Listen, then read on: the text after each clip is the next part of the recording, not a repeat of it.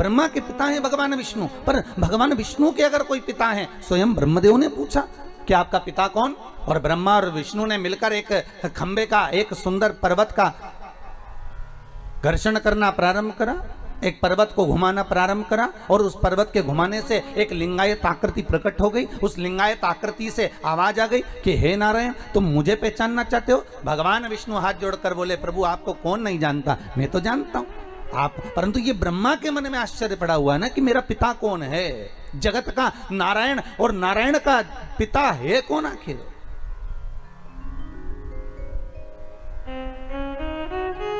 मेरे मन में संशय नहीं है। चिंता दूसरों को होती है, सब बड़ा टेंशन है दूसरों को, अपने को चिंता नहीं इतनी हो जितनी दूसरों को चिंता है। इतने बड़े बड़े बच्चे हो गए, ना जाने शादी कब करेंगे। अरे बच्चे उनके सही है कि गलत है? बड़े भी हो गए तो उनके घर में हो गए, पढ़ लिख गए तो उनके घर में लिख गए, पर टेंशन इनको हो गई कि बताओ इतने बड़े बड़े हो गए, फिर टेंशन हो गया, इतनी सारी जमीन खरीदते जा रहे हैं, करेंगे क्या? सारी फैक्ट्रियां लाकर यही गांव में पांडे तारा में तो ना डाल देंगे, बड़ी चिंता। एक बिल्डिंग बन गई, ये उसी में का हाल हो गया। अरे बाबा, जैसे एक बुढ़िया बाहर बैठी थी और उसके सामने से कपास की गाड़ी निकल कर गई, और जैसी कपास की गाड़ी निकल कर गई तो बुढ़िया के मन में आया, इतना कपास गाड़ी भरकर, राम जी राम, कितने का बिकेगा? और बिकेगा तो कितना पैसा आ जाएगा, और पैसा आ जाएगा तो इनकी तो बिल्डिंगें बन जाएगी। बुढ़िया टेंशन टेंशन लेके चक्कर खा के नीचे गिर गई। घर के बेटे आए, बुढ़िया को उठा कर ले गए तो पानी का छींटा दिया, पर बुढ़िया नहीं उठी। डॉक्टर को बुलाया, डॉक्टर साहब हमारी अम्मा को कुछ हो गया। अम्मा को क्या हो गया? अम्मा को देखा तो बढ़िया है, सांस भी अच्छी चल रही है, इसका सब बीपी मीपी शुगर मुगर सब बढ़िया, फिर इस पर पानी का छींटा दो। उठाया, नहीं उठा, अम्मा नहीं उठ रही साहब। डॉक्टर साहब देखो जरा, आधा घंटा हो गया अम्मा नहीं उठी। पूरे गांव में खबर हो गई कि बेचारी वो अम्मा बाहर बैठी थी और चक्कर खा के गिर गई, ना जाने उसको क्या हो गया, उठ ही नहीं रही है। इसको तो उठाया, उठ ही नहीं रही है। तब एक पड़ोसन को मालूम पड़ा, और पड़ोसन इसके पास बहुत बैठती थी, तो पड़ोसन आई, क्या हो गया जीजी को? हुआ क्या कि बस सामने से कपास की गाड़ी निकल कर गई और जीजी चक्कर खा के गिर गई। इतने में पड़ोसन ने कहा, चिंता मत करो, सब हट जाओ यहाँ से, अभी थोड़ी देर में उठ जाएगी, तुम चिंता मत करो। और ये बाहर गई पड़ोसन, और दौड़ती दौड़ती आई और आकर बोली, जीजी उठ, अरे जीजी उठ, तेरे सामने से जो कपास की गाड़ी गई थी ना, उसमें आग लग गई। जीजी उठ के बैठ गई, जीजी तुरंत उठ के बैठ गई। क्यों? क्योंकि जगत संसार को आप अगर आगे बढ़ रहे हो, जगत संसार को आप अगर अग्रण्य भाव में बढ़ते जा रहे हो, जगत संसार में अगर आप कुछ अच्छा करते चले जा रहे हो, तो दुनिया के लोगों को टेंशन में आ जाते हैं, और टेंशन लेते लेते ही बस यही सोच सोच के मर जाते हैं, इतने बड़े बच्चे हो गए इनके, शादी कब करेगी, इतनी जमीन ले ली, ना जाने क्या होगा, मकान काय को बना लिया, जब सभी को मुंबई में रहना था तो गाँव में बनाने की जरूरत क्या थी, और बनाना भी था तो एक ही कमरा बनाना था, 12 काय को बनाए। अरे 12 इन्होंने इसलिए कमरे बनाए कि एक ज्योतिर्लिंग का एक कमरा। 12 कमरे कितने ज्योतिर्लिंग के हो गए? अरे बोलो तो सही। अरे इनको मालूम था कि सीहोर वाला महाराज आएगा, अकेले नहीं आएगा, एक एक हर ज्योतिर्लिंग का एक शंकर लेकर आएगा, और हर कमरे में एक शंकर रहेगा, इसलिए 12 बनाए हो, टेंशन मत लीजिएगा। शिव करुणा सागर, पर चिंता हमें व्याप रही, हम सोच रहे हैं होगा क्या। छोड़ दो, पीछे वाले डब्बे में वो बैठा हुआ है, तुम 2 कदम आगे बढ़ते हो, तुम्हारे पीछे पीछे सपोर्ट करने के लिए मेरा कालों का काल महाकाल पीछे से चलता रहता है, पीछे से। आगे क्यों नहीं आता गुरुदेव? आप कहते हो कालों का काल महाकाल चल रहा है, तो आगे क्यों नहीं आता? किस लिए? शिव कहता है कि मैं सम्मुख में आऊंगा तो तेरी शान घट जाएगी, मैं पीछे रहकर तुझे आगे बढ़ाता हूं, जब तू आगे बढ़ जाता है तो मेरा नाम लेता है, तो मुझे उसमें खुशी होती है। मां, एक घर की माता सबसे ज्यादा प्रसन्न कब होती है? जल्दी उत्तर दो रे भैया, बहुत प्रेम से उत्तर देना हो। घर की मां सबसे ज्यादा प्रसन्न कब होगी? घर की बूढ़ी मां सबसे ज्यादा प्रसन्न जब होती है जब बच्चा कहता है मम्मी भूख लगी है, तो माँ भी कहती इतना बड़ा हो गया अपनी धर्मपत्नी से के वो बउआ बोल वो लाएगी तेरे लिए, भोजन बना कर लाएगी, दाल बना कर लाएगी। तब बेटा कहता है मम्मी दाल तो तेरे हाथ की अच्छी लगती है माँ, तू बना कर ला। तब माँ प्रसन्न हो जाती है। माँ को धन नहीं चाहिए, माँ को दौलत नहीं चाहिए, माँ को संपदा नहीं चाहिए। आज नवरात्रि का तृतीय दिवस है, आज गणगौर का दिन भी है, आज सौभाग्य तीज भी है। ये जगत जननी जगदम्बा तुम्हारी वस्तुओं से प्रसन्न नहीं होती, ये जगत जननी जगदम्बा तुम्हारे आभूषणों से प्रसन्न नहीं होती, ये जगत जननी जगदम्बा तुम्हारे मेवे और पकवान से प्रसन्न नहीं होती, ये जगत जननी जगदम्बा केवल तुम्हारा भाव देखती है कि मेरा पुत्र मेरा बेटा ये संसार का मानव मुझे कैसे रिझा रहा है, ये मुझे कैसे मना रहा है। उसकी प्रसन्नता केवल एक भाव से।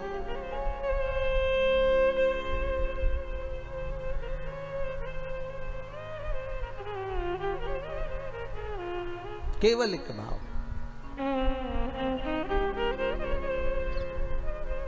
और जब निर्मल मन, निर्मल विचार, निर्मल सोच, निर्मल बुद्धि, निर्मल चित्त हमारे भीतर का आ जाता है महाराज, तब दुनिया का संपूर्ण सुख हमारे सम्मुख में हो जाता है। केवल मन,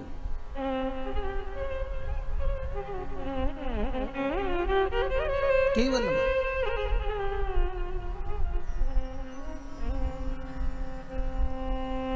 और ये मन, ये चित्त, ये वृत्ति शिव के साथ जब लग जाए। भगवान शंकर का जब शिवलिंग प्रकट हुआ तो भगवान शंकर ने पूछा मुझे प्रकट करने का कारण क्या था? क्या आप नारायण को ये पता नहीं था कि मैं आपका पिता हूं? क्या ब्रह्मदेव को ये मालूम नहीं था कि मैं इनका दादा हूं?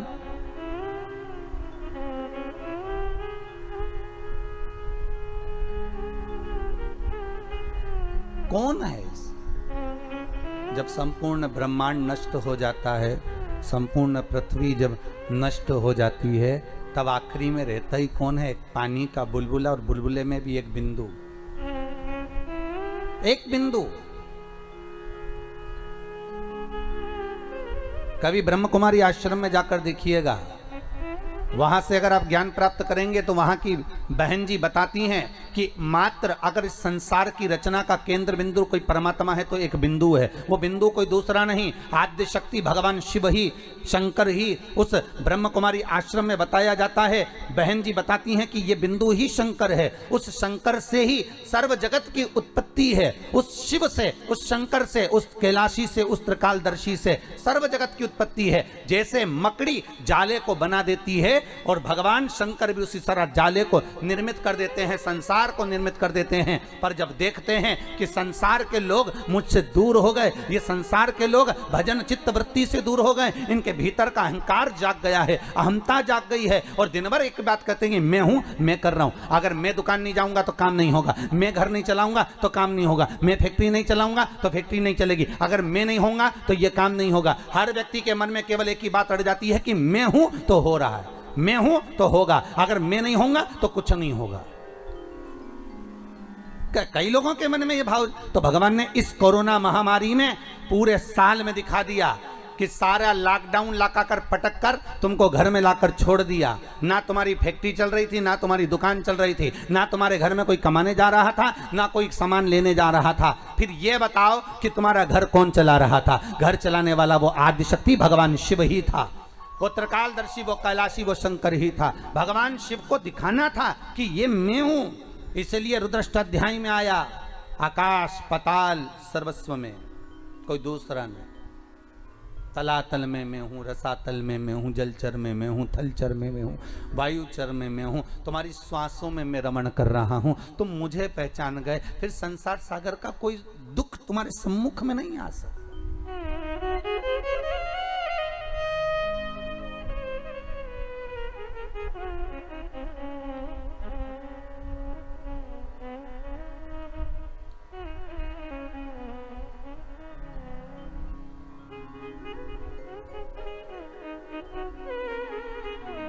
फिर कोई दुख, कोई तकलीफ, कोई कष्ट हमारे जीवन में, हमारी सम्मुखता में कैसे प्रकट हो सकता है, कैसे आ सकता है? आप अगर दिल से परमात्मा को रिझा रहे हो, आप अगर दिल से परमात्मा को बुला रहे हो, तो उस परमात्मा को तुम्हारे सम्मुख में होना जरूरी है। फिर वही बात आ गई, बच्चा घबराया तो पिता ने जेब में एक पर्ची डाल दी। वो पर्ची केवल उस बालक की जेब में नहीं है,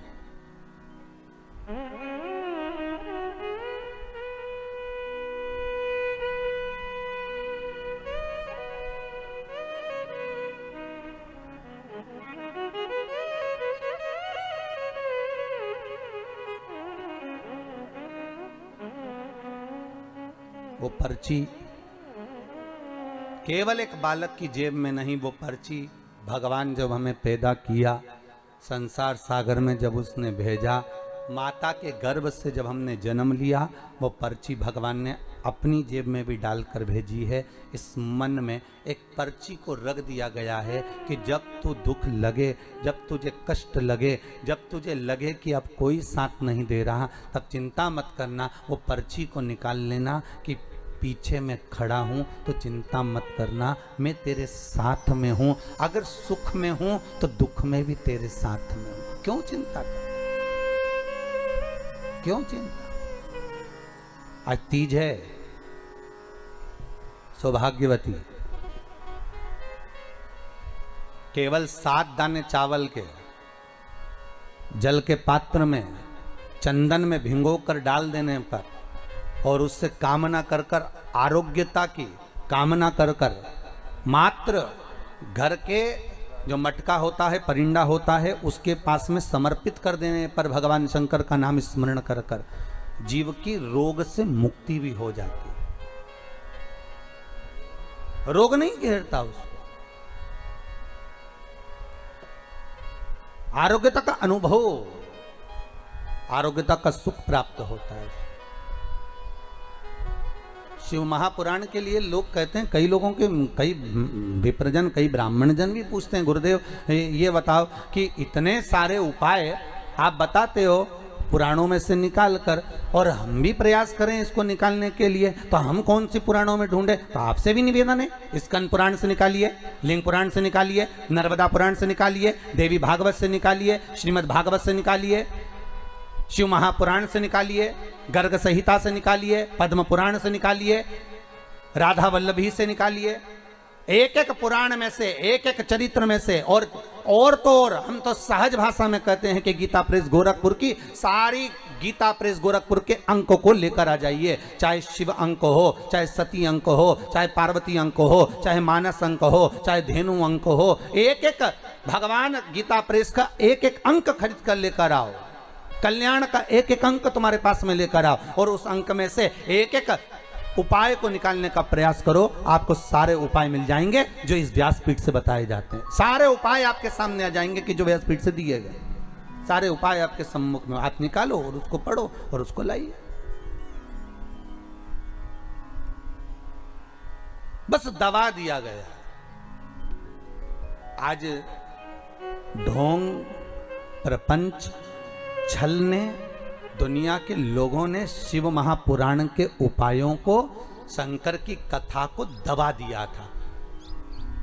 सारी पुराणें होती थी पर शंकर की पुराण नहीं होती थी महाराज, दबा दिया गया था। और शिव महापुराण को केवल जगत में लेकर आना चाहते हैं कि शंकर को दुनिया पहचाने, शिव की साक्षी को पहचाने। शंकर है क्या, शिव का अनुमोदन क्या है? दुनिया के लोग टीवी के माध्यम से फिल्मों का निर्माण कर कर कह देते हैं कि इस पर दूध चढ़ाना, क्यों चढ़ा रहे हो, गरीब बच्चे को दूध पिला दो, ऐसा क्यों कर रहे हो? उस शंकर को जगत तक पहुंचाना है कि शंकर पर दूध क्यों चढ़ाया जाता है, शंकर पर दही क्यों चढ़ाया जाता है, शंकर पर जल क्यों चढ़ाया जाता है, शंकर पर बेलपत्री का महत्व क्या है, शंकर पर शमी पत्र का महत्व क्या है, क्यों शंकर भगवान को शमी के वृक्ष का मात्र 7 फूल चढ़ा देने पर व्यक्ति की मनोकामना पूर्ण हो जाती है, क्यों कहा जाता है? उसको निकालो, उसको समझो, उसको पढ़ो, उसको अपने जीवन में उतारो।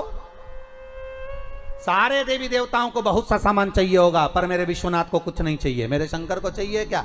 अगर आपके जीवन में ऐसा लगे कि बहुत बड़ी बीमारी आ गई और आपके घर का व्यक्ति वेंटिलेटर पर पड़ा हुआ है, तो शमी के वृक्ष के फूल ले आओ 7, और शमी के वृक्ष के 7 फूल लाकर एक एक फूल शंकर भगवान को श्री शिवाय नमस्तुभ्यम कहकर उस व्यक्ति के लिए जो पड़ा हुआ है, अंतिम सांसें गिन रहा है, जिसको अटैक आ गया, अंतिम सांसों में जो गिन रहा है, उसके नाम से भगवान शंकर पर चढ़ाना प्रारंभ कर दो। मात्र 7 पुष्प, उस शमी के वृक्ष के 7 पुष्प आप शिव को समर्पित करिए, उसका नाम और गोत्र बोलकर, और भगवान शंकर का मूल मंत्र श्री शिवाय, जम के बोलिए श्री शिवाय नमस्तुभ्यम बोलकर एक एक शमी का फूल शंकर पर चढ़ाना प्रारंभ कर दो। फिर आगे वो विश्वनाथ की मर्जी है, वो प्राण कैसे लेकर वापिस आता है, उस काल से छुड़ाकर महाकाल कैसे लाता है, ये वो जाने। आपका फर्ज केवल आप अदा करिए। जब अंत में डॉक्टर भी हार जाते हैं, जब अंत में डॉक्टर भी कह देते हैं कि अब हमारे बस का नहीं है, अब तो उस परमात्मा के हाथ में, मतलब डॉक्टर को भी मालूम है कि एक और डॉक्टर बैठा हुआ, एक डॉक्टर और है, वो बस वो थोड़ा सा दूर तो रहता है पर करीब भी बहुत है। कई लोग कहते हैं गुरुजी वो कैलाश पर रहता है बहुत, तो उनको बुलाएंगे तो आएंगे। हमने कहा कैलाश पर तो रहता ही नहीं है, जहाँ भक्त है वहाँ भगवान, वो दूर तो रहता ही नहीं। आप तो बस केवल उसको बुलाने का प्रयास करिए, आप दिल से बस उसको हाजिर, वो दिल से बुलाओ तो उसको।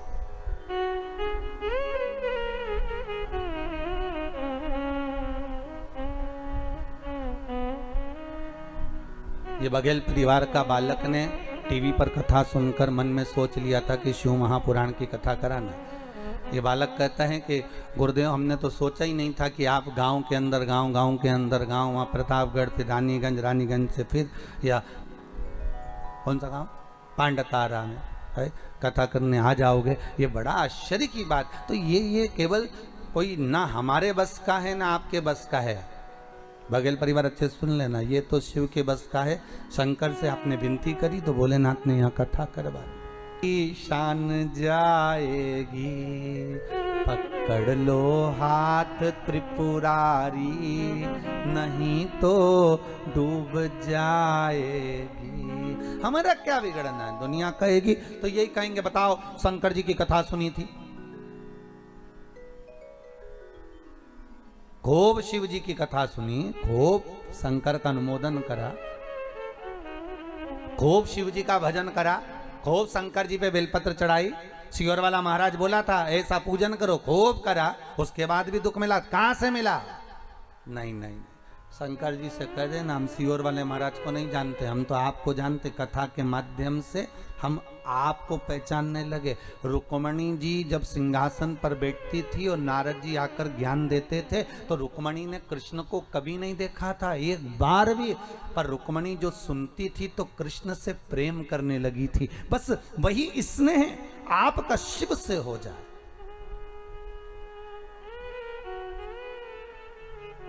ये जो प्रेम होता है ना, इस प्रेम में होता ही ऐसा, जिससे आप प्रेम करते हो ना उसको दुख होता है ना, तो जो आपसे प्रेम करता है ना दुख उसको ज्यादा होता है। बताओ, उसका मोबाइल ले लिया, उससे बात नहीं करने दे रहा, मैं उसको दूसरा दिला दूंगा। शंकर, ये प्रेम वाली बात है। अगर हम शिव से स्नेह करते हैं तो दुख तुम्हारा होगा, तो रोने वाला शिव होगा, कष्ट मिटाने वाला शंकर होगा। अगर शंकर से लगन लगाई है, शिव का स्मरण किया है, शंकर का अनुमोदन करा है, तो दुख तुम्हारा होगा, कष्ट तुम्हारा होगा, तकलीफ तुम्हें आएगी, और मिटाने वाला मेरा शंभू होगा, आने वाला शिव होगा, शंकर होगा। कि इसका मोबाइल छुड़ा लिया तो जो प्रेम करने वाला होता है ना वो दूसरा मोबाइल दिलवा देता है, ले 5000 का दूसरा। और अगर मम्मी ने ये भी ले लिया तो चिंता मत कर, और दूसरा दिला दूंगा। शंकर जी भी ऐसा ही, तू मुझसे प्रेम करता है, तेरे को अगर दुख आया चिंता मत करना, दुनिया ताने देगी, गाली देगी, अपशब्द कहेगी, मैं बैठा हूं पीछे से डब्बे में, तो मैं ही हूं ना पीछे, चिंता क्यों करता। और अगर दुनिया की वस्तु कुछ ले भी ली तो मैं बैठा हूं, क्यों चिंता कर। अभी एक ये प्रश्न है, देखो आप, संजीत जी द्विवेदी हैं, भगवा शिवनगर से, प्रतापगढ़ से हैं। कहाँ बैठे हैं? अच्छा, संजीव जी आप ही हैं। आपने एक प्रश्न किया है गुरुदेव कि आपने तुलसी जी का महत्व समझाया, रुद्राक्ष का महत्व समझाया, पर हम आप कहते हैं कि गले में तुलसी हो, रुद्राक्ष हो, स्नान करने जाएं तो वो पानी शरीर पर आता है तो गंगा यमुना सरयू सरस्वती का फल मिल जाता है। पर हमारे को ऐसा सुनने को मिलता है कि रात को तो तुलसी की माला, रुद्राक्ष की माला उतार दी जाती है, फिर हम सुबह स्नान करने जाते हैं तो वो जल तो रहता ही नहीं है। पहली बात तो संजीव जी, शिव महापुराण की कथा कहती है कि इस श्वास का कोई भरोसा नहीं है, हर पल जपो। तो यहां शास्त्र कहता है कि गले में जो तुमने तुलसी की माला धारण करी है या रुद्राक्ष पहना है, उसको उतारने का महत्व नहीं है कहीं पर भी, कि आप इसको उतार को रात पर सोइए। बैठिए। बहुत सुंदर प्रश्न करा आपने, जगत कल्याण के लिए। ये सभी के मन में प्रश्न आता है कि हम तुलसी की माला पहने या हम रुद्राक्ष। बैठिए। रुद्राक्ष की माला पहने तो हम रात को उतार दें? कौन कहता है? आप तो तुलसी और रुद्राक्ष कभी शमशान में भी आप पहनकर चले गए, कभी हॉस्पिटल में भी आप पहनकर चले गए, कभी किसी सूतक सुए के घर में भी आप पहनकर चले गए, तो ना तो तुलसी ना रुद्राक्ष ये दोनों कभी अशुद्ध नहीं होते। जैसे गंगा का जल जहाँ भी रख दो वो हमेशा शुद्ध ही रहता है, उसी तरह तुलसी और रुद्राक्ष भी शुद्ध है, वो कभी अशुद्ध नहीं होते। कौन कहे आपसे कि आप इसको उतारो और मालूम पड़े अपन उतार के रात को सो और रात के प्राण निकल गए तो भाई जीवन का क्या भरोसा है? कौन ने देखा, किसने देखा, कब देखा? तो यहां तो शास्त्र कहता है कि बिना तुलसी के भगवान जब भोग ग्रहण नहीं करता तो बिना तुलसी के भगवान तुम्हें बैकुंठ कैसे घुसने देगा, प्रवेश कैसे देगा? बिना बेलपत्री के शंकर कुछ अंगीकार नहीं करता तो बिना रुद्राक्ष के शिव कैलाश कैसे लेकर जाएगा? और प्राण अगर रात को निकल गए तो इसलिए शिव महापुराण की कथा कहती है कि गले में अगर तुलसी की माला होगी, रुद्राक्ष की माला होगी तो कम से कम ये काम तो आ जाएगी। नहीं तो मरने के बाद ईमानदारी से बोलना रे, जितने लोग टीवी पर कथा सुन रहे हो, जितने ये पांडे तारा में कथा सुन रहे हो, प्रतापगढ़ के जितने लोग कथा का श्रवण कर रहे हो, उनसे निवेदन है ईमानदारी से बोलना, मरने के बाद व्यक्ति जिस गद्दे पर सोता है वो गद्दा बाहर फेंक दिया जाता है। बोलो सही है कि गलत है? अच्छे से तो बोलो, सही है? व्यक्ति जिस दरी पर मरा उस दरी को बाहर फेंक दिया जाता है। व्यक्ति जिस चादर को ओढ़कर मरा वो चादर बाहर फेंक दी जाती है। व्यक्ति जिस कपड़े को पहना वो कपड़े बाहर फेंक दिए जाते हैं। अब ईमानदारी से बोलो तो व्यक्ति जिस चेन और अंगूठी को पहना वो उसका क्या होगा? मान लो उसने चेन अंगूठी पहन रखी है। अरे पांडे तारा वाला जल्दी बोलो, उसका क्या करना है? नहीं चेन अंगूठी का क्या करना है फिर अपने को? है माताएं बोल रही है कि रख लेंगे, और वो कपड़े वो फेंक दिए, वो दरी वो फेंक दी। वो मरने वाले के नीचे दरी भी बिछाते तो ऐसी बिछाते जिसका पूरा कलर चले गया। मरने वाले के ऊपर चद्दर भी बिछाएंगे तो ऐसी बिछाएंगे जो पूरी धुल के जिसका कलर चले गया, बेकार फेंकने वाली वो उड़ा देंगे। कपड़े भी ऐसे और सब सामान फेंक देंगे। पर कोई चेन, वो सोने की इतनी मोटी चेन पहन के बैठ, भले मोटी नहीं हो पतली हो तो कोई फेंकेगा नहीं। अंगूठी नहीं, और सोने की बटन लगाता काका जी तो बटन कुर्ता फेंका तो फेंक दे नहीं, कौन फेंकेगा? कोई। तो मतलब अंदाजा लगा लो कि दुनिया के लोग तुमसे प्रेम नहीं करते, दुनिया के लोग तुमसे दिखावा करते हैं। प्रेम तो उनको सोने और चांदी और प्रॉपर्टी से है, इसलिए तो नहीं फेंकी, नहीं तो तुम्हें तो फेंक देते। कब का? जब तुम्हारे कपड़े फेंक दिए, तुम्हारी दरी फेंक दी, तुम्हारी चादर फेंक दी, और तुम्हें नहीं रखा मरने के बाद, तुम्हें ले जाकर शमशान में फेंक दिया, संभाल के तो केवल चेन अंगूठी रखी, संभाल के तो तुम्हारे आभूषण वगैरह रखे, तो फिर मतलब क्या है? दुनिया के लोग तुमसे कहाँ का प्रेम करते हैं? दुनिया के लोग तो केवल प्रेम करते हैं तुम्हारे धन और दौलत से, तुम्हारी संपदा से। जब व्यक्ति की गरीबी आती है ना, तो दुनिया के लोग सोचते हैं कहीं मांगने ना आ जाए, और दुनिया की जब अमीरी आती है तो दुनिया के लोग सोचते हैं कि ना जाने कहाँ डाका डालकर लेकर आया होगा। विचार करिए, संसार की इस दृष्टि को विचारिए जरा कि क्या दृष्टि है लोगों, क्यों? इसीलिए शिव महापुराण की कथा कहती है शंकर कहां रहते हैं? जम के बोलो, शमशान में।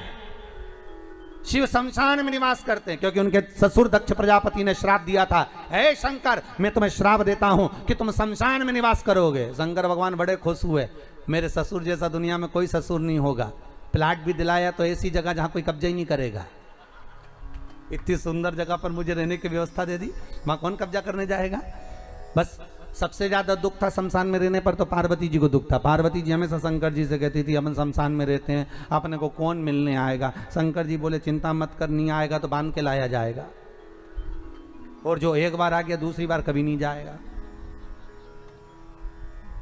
सबसे ज्यादा टेंशन पार्वती जी को था, अपने से कौन मिलने आएगा? इतनी दूर मकान बनाएंगे, जंगल में मकान बनाएंगे, गांव को छोड़कर इतने खेत पे मकान बनाएंगे, तो वहाँ कोई नहीं आएगा, वहाँ डर अलग लगेगा। तो शंकर भगवान की कथा देखो, कोई नहीं आएगा, आएगा जब आएगा, और एक बार आ गया तो वापस जाएगा ही नहीं, रुकेगा, फिर क्या करे जाकर? कई लोग हमसे ही कहते हैं, अरे गुरुजी आपने वो आपका कुबेरेश्वर महादेव मंदिर बना रहे हो, गौशाला बना रहे हो, वृद्धाश्रम बना रहे हो, तो कहाँ जंगल में बना रहे हो? इसको बनाना था तो कहीं वृंदावन में बनाना था। बड़े बड़े महाराज वृंदावन में आश्रम बना रहे हैं, बड़े बड़े महाराज हरिद्वार में बना रहे हैं। तुम्हें पैसा खर्च करना था तो कहीं तीर्थ में करना था, ऐसी जगह जहाँ लोग आते जाते रुकते, कमरे में रुकते, तो थोड़ा पैसा देते तो कमरे का खर्चा निकल जाता। तो हमने कहा हमने कुबेरेश्वर महादेव का मंदिर बनाया है, गौशाला बनाई है, वृद्धाश्रम बनाया है, वहां पर एंजॉय करने के लिए होटल नहीं बनाया कि आओ एसी के रूम में रुको और एंजॉय करो और चले जाओ।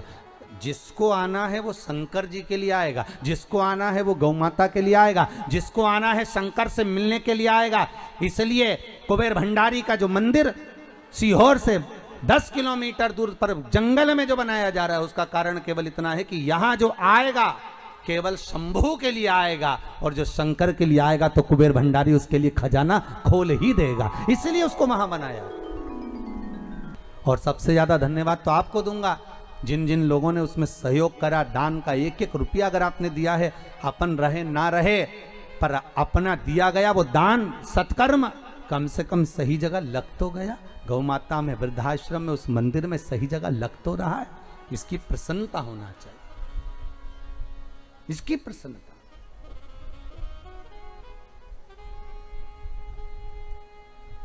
अपनी चित्तवृत्ति, अपना मन बनाओ। भगवान जहां कहे, शिव जी कह रहे हैं मैं शमशान में रहता हूं, शमशान में रहने में दिक्कत क्या है मुझे? मैं तो अलमस्त रहता हूं, मुझे कोई टेंशन नहीं है।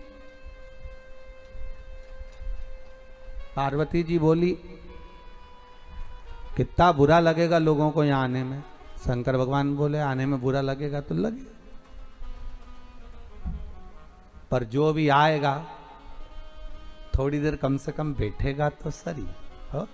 लोगों के पास फुर्सत नहीं आज के जमाने में 5 मिनट बैठने की, पर शमशान में आएगा तो थोड़ी देर बैठेगा, ये पक्का। तू क्यों चिंता करती, छोड़ उसको। हमारी चित्तवृत्ति शिव में है, हमारा मन शंकर में है। इस मन को अगर शिव में लगा दिया तो शिव की दृष्टि हम पर है,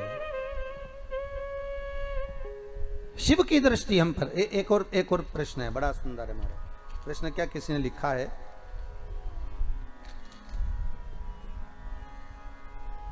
नीलम जी केसरवानी है, प्रतापगढ़ से आई हैं, अनीत नगर से आप आई हैं। कहाँ बैठी हैं? खड़े होइए, आप ही आई हैं। आपने लिखा है लॉकडाउन से मैं कथा सुन रही हूँ, आपके बताए गए छोटे उपाय मैंने किए जिससे बाबा की बहुत कृपा हुई। मेरे घुटने में दर्द था बहुत ज़्यादा, हम डेली जल चढ़ाने उनके लिए जाते हैं। सोमवार को शाम को दिया भी जाए, मन भी नहीं होता तब भी जाना पड़ता है कि नहीं चलना ही है, चलना ही है। अब इस समय हम पूरे संसार के लिए 1 लोटिया जल कोरोना को भगाने के लिए रोज चढ़ाते हैं। सभी से प्रार्थना है कि सब लोग 1 लोटिया जल चढ़ाएं उनके लिए। जय जय बाबा। बैठिए बैठिए, बहुत बहुत धन्यवाद। बाबा शिव ऐसी ही कृपा, ऐसी ही करुणा आप पर बनाकर रखे। बहुत बहुत साधुवाद। औघड़ दानी, त्रिकालदर्शी, कैलाशी, अविनाशी भगवान शिव, भूत भावन भूतेश्वर भगवान शंकर। शिव की कृपा है, करुणा है। तेरी कृपा बिना न हिले एक भी अणु, लेते हैं श्वास तेरी कृपा से तनु तनु। ये उस ब्रह्मदेव, तुम मुझसे करो कि आकाशवाणी जुटी है। हाँ,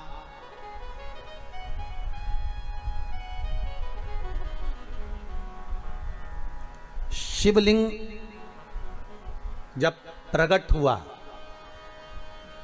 उस शिवलिंग के 5 मुख निर्मित करे शंकर। केवल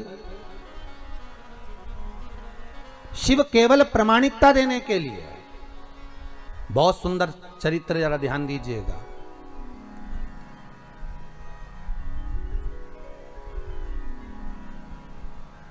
शंकर कह रहे हैं तुम मुझे जानते नहीं हो। नहीं, मैं तो समझता ही नहीं। आप शंकर भगवान विष्णु के पिता हो सकते हो, ये मैं नहीं मान सकता। 5 मुख शंकर ने शिवलिंग में से प्रकट कर दिए। इसलिए ओम नमः शिवाय, ये नमः शिवाय जो शब्द है पंचाक्षर, ये शंकर के प्रथम शिवलिंग में से प्रकट हुआ था। जो 5 मुख निकले थे उसमें से एक एक अक्षर प्रकट होकर सम्मुख में आया था। ये ओम नमः शिवाय शिव का प्रथम अक्षर, शिव का प्रथम स्वरूप ओम नमः शिवाय जो प्रकट हुआ। प्रथम लिंग जो प्रकट हुआ शिवलिंग, उसी में से प्रकट हो गया, उसी में से। अब भगवान शिव कह रहे हैं कि नहीं ब्रह्मदेव तुम जानते नहीं हो हमको, और ब्रह्मा कह रहे हैं आप नहीं जानते। ब्रह्मा असत्य पर और शिव सत्य पर।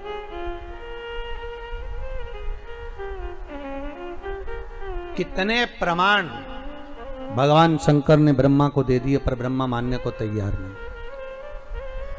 शिव जी जान गए कि अब सत्य के लिए प्रमाण की जरूरत नहीं पड़ना।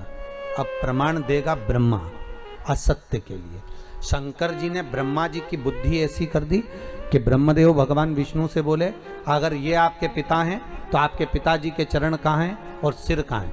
इस शिवलिंग का सिर देखने के लिए मैं जाऊंगा, आप चरण देखने के लिए जाओ और ढूंढ कर लेकर आओ भगवान के चरणकार, मैं शीश देखने जाता हूं। भगवान ने बुद्धि फेर दी। विनाश काले विपरीत बुद्धि। जब व्यक्ति का विनाश आता है, जब मनुष्य नष्ट होने वाला रहता है, तो दूसरे की निंदा करना प्रारंभ कर देता है, दूसरे के लिए अपशब्द बोलना चालू कर देता है, दूसरे को नीचे दिखाना प्रारंभ कर देता है, दूसरे पर उंगली उठाना चालू कर देता है। समझ लेना कि अब इसकी विद्वत्ता, अब इसका अहम, इसका अहंकार नीचे की ओर आ रहा है।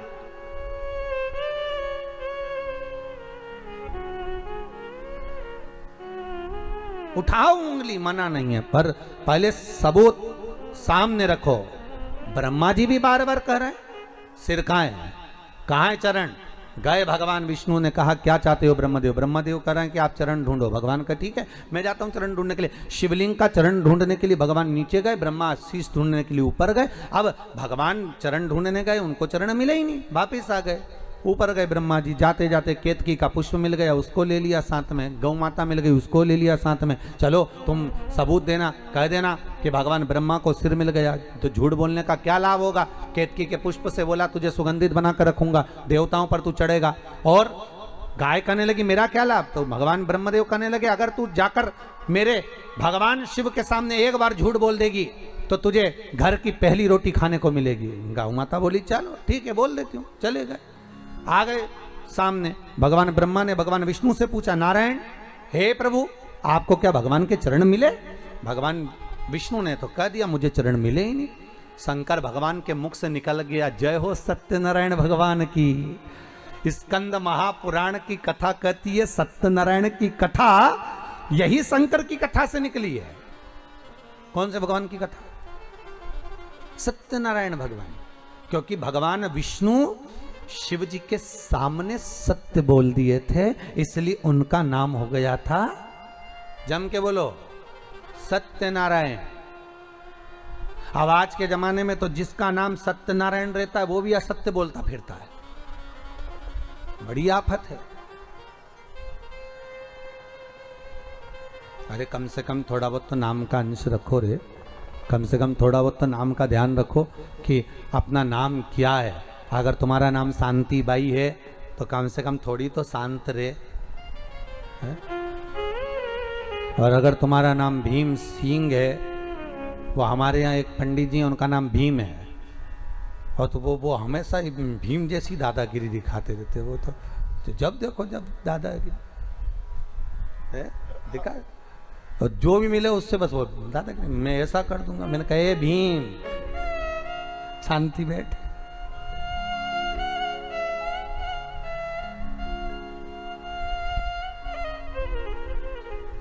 शांति बैठ। अरे तुम्हारे नाम का कम से कम फल तो प्राप्त करो। अब नाम रख दिया आशीष, और झुकाए कभी किसी के आगे नहीं शीश, तो क्या मतलब का आशीष है?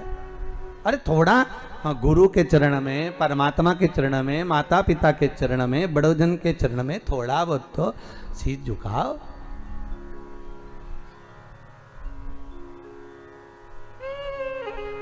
थोड़ी नम्रता। महाराज प्रेम हो जहां, स्नेह हो जहां। झूठ बोल रहे हैं भगवान सत्यनारायण। सत्यनारायण हो गए। ब्रह्मा जी ने कहा आपको चरण नहीं मिले? नहीं। भगवान विष्णु ने पूछ लिया आपको भगवान शंकर का सिर मिला क्या? ब्रह्मा जी बोले बिल्कुल मेरे को तो मिला। अब एक बार अगर कहीं का व्यक्ति झूठ बोल देना तो उसको फिर झूठी झूठ बोलना पड़ता है। एक जगह हम कथा करने गए तो हमने उनकी सास से पूछ लिया तुम्हारी बहू नहीं आ रही कथा में? क्या गुरुजी अब क्या बताएं, बच्चों की पढ़ाई चल रही। अच्छा, एग्जाम का टाइम आ गया, बच्चों के 2 पेपर हो गए तो पढ़ाई। हमने कहा ठीक है। अब हम उनके पड़ोस में पधरावनी के लिए गए। अब वो माने नहीं तो हम पड़ोस में चले गए तो इनकी बहू आ गई और बहू मिली तो बहू से कहा हमने, कहा क्यों तुम कथा में नहीं आ रही? तो क्या अम्मा से कहा था हमने कि हमको कथा में ले चलो, तो अम्मा बोली तू क्या करेगी कथा में जाके, हमको नहीं ले गई। तो हमने कहा तुम्हारी अम्मा तो बोल रही थी कि बच्चों के एग्जाम चल रहे हैं, 2 पेपर हो गए, इतने में तो डोकरी आ गई। और जो बूढ़ी अम्मा आई, हमने अम्मा से कहा क्यों रही डोकरी, झूठ बोले, क्यों झूठ बोल रही हो कि बच्चों के पेपर चल रहा है? अरे महाराज मैं मेरे बच्चों की थोड़ी ना कह रही थी, तो मैं तो पड़ोसी के बच्चे की कह रही थी। मैंने कहा वाह रे गजब। ये तो उसी में का हाल है जैसे एक अम्मा रोज बेचारी लकड़ी लेने जाए, रोज थक जाए, थकने के बाद भगवान से कहे भगवान मैं तो बहुत थक गई, तू तो मुझे उठा ले, अब तो संसार से उठा ले, अब मुझे रहना ही नहीं, तू तो उठा ले। एक दिन लक्ष्मी जी ने भगवान विष्णु से कहा भगवान ये रोज रोज कहती है उठा ले उठा ले, उठा ला। तो भगवान बोले कोई झाड़ू है जो उठा ले? परंतु रोज रोज तो कह रही ना उठा ले उठा ले। तो भगवान कहा ठीक है अब कल बोलेगी तो उठा लाऊंगा। और उसने कल फिर हे भगवान मैं तो थक गई, संसार में आकर फंस गई, तो मुझे उठा ले। भगवान सामने प्रकट हो गए, अम्मा चल मैं तुझे उठाने आया। अम्मा बोली मैं मेरी थोड़ी ना कह रही, लकड़ी का गट्ठा उठा ले, ये लकड़ी का गट्ठा उठा, मैं मेरी थोड़ी ना कह रही। अम्मा बोले तू तो मेरे पीछे पड़ गया, मुझे उठाने आ गया, फालतू हूं मैं। भगवान लक्ष्मी जी को देख के बोले बहुत चतुर है, पांडे तारा की है, साधारण नहीं है, कोई उठे है?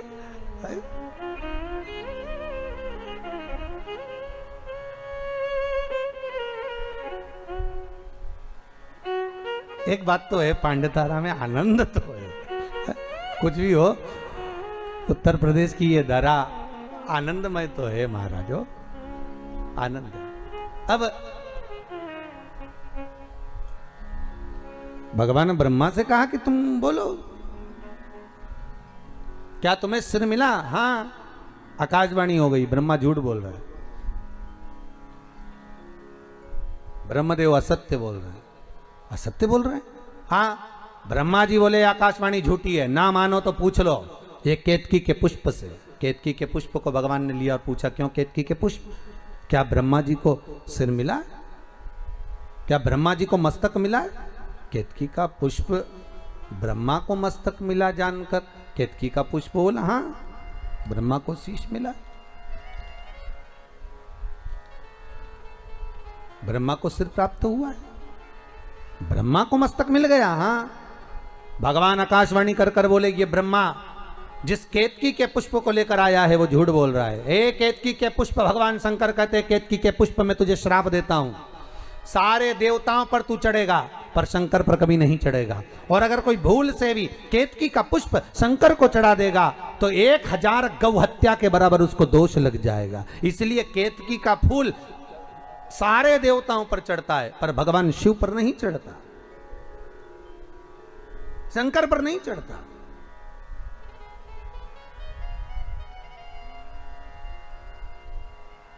शिव को प्रिय है पुष्प में आंक का पुष्प, जो आंकड़े का पुष्प होता है शंकर को बड़ा प्रिय है। और दूसरे नंबर पर शंकर को प्रिय है शमी का पुष्प, बहुत ध्यान देना महाराज। तीसरे नंबर पर शंकर को प्रिय है महाराज सरसों का पुष्प। सरसों होती है ना, जो राई अपन बोते हैं, सरसों बोते हैं, उसमें पीले कलर का जो पुष्प लगता है। हमारा तो निवेदन रहता है जब तक सरसों आए तो प्रयास करा करो कि सरसों के 108 पुष्प शंकर भगवान पर चढ़ाना प्रारंभ कर दो। महाराज ये पक्का है कि वर्ष भर कोई बड़ी बीमारी आपको घेर नहीं सकती अगर सरसों के फूल शिव को चढ़ रहे हैं तो।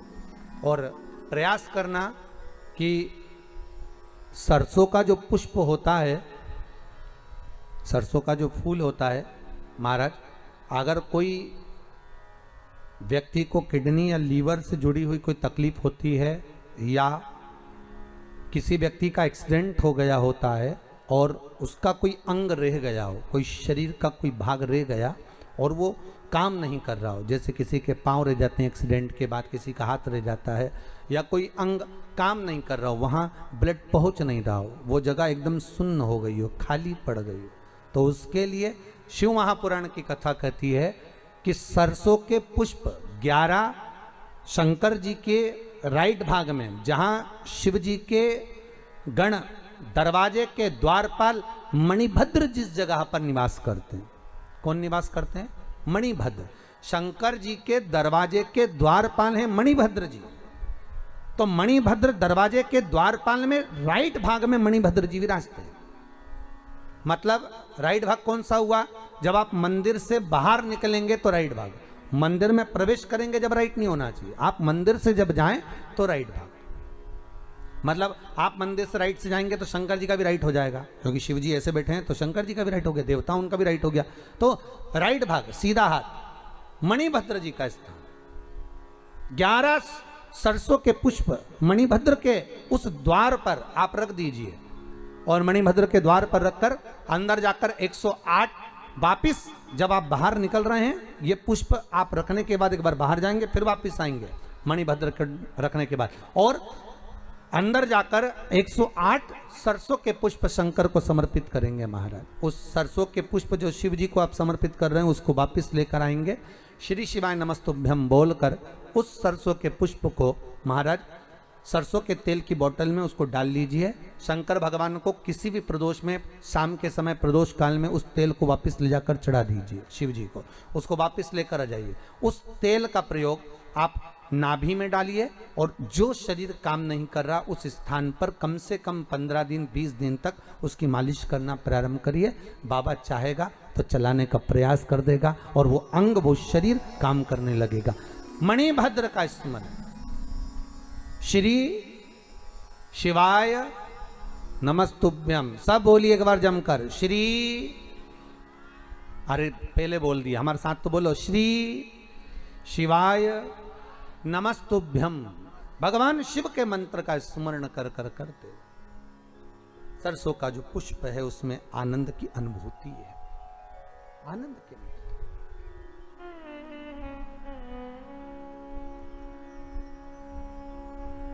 महाराज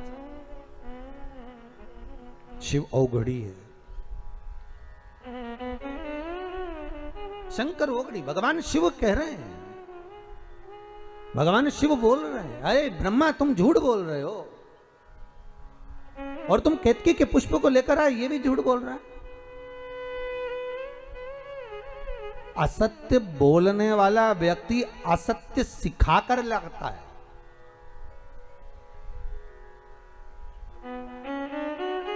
मैं फिर निवेदन करूंगा आप सबसे, पूरे महीने आप सत्य नहीं बोल सकते ना, मत बोलो। पूरे महीने में कम से कम एक हफ्ता बना लो कि मेरे को इस हफ्ते में सत्य बोलना।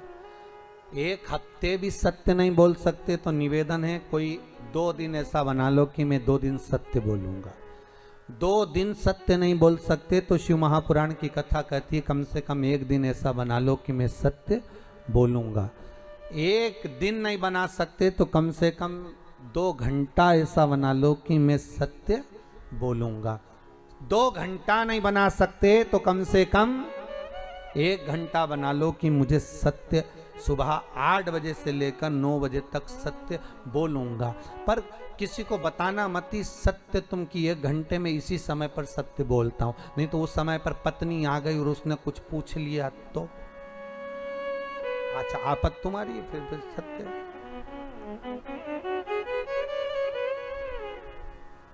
एक गांव के बहुत विद्वान पंडित जी, बहुत विद्वान, खूब सत्संग करने वाले, खूब पूजन पाठ कराने वाले, खूब विद्वान पंडित जी, और चले गए नरक।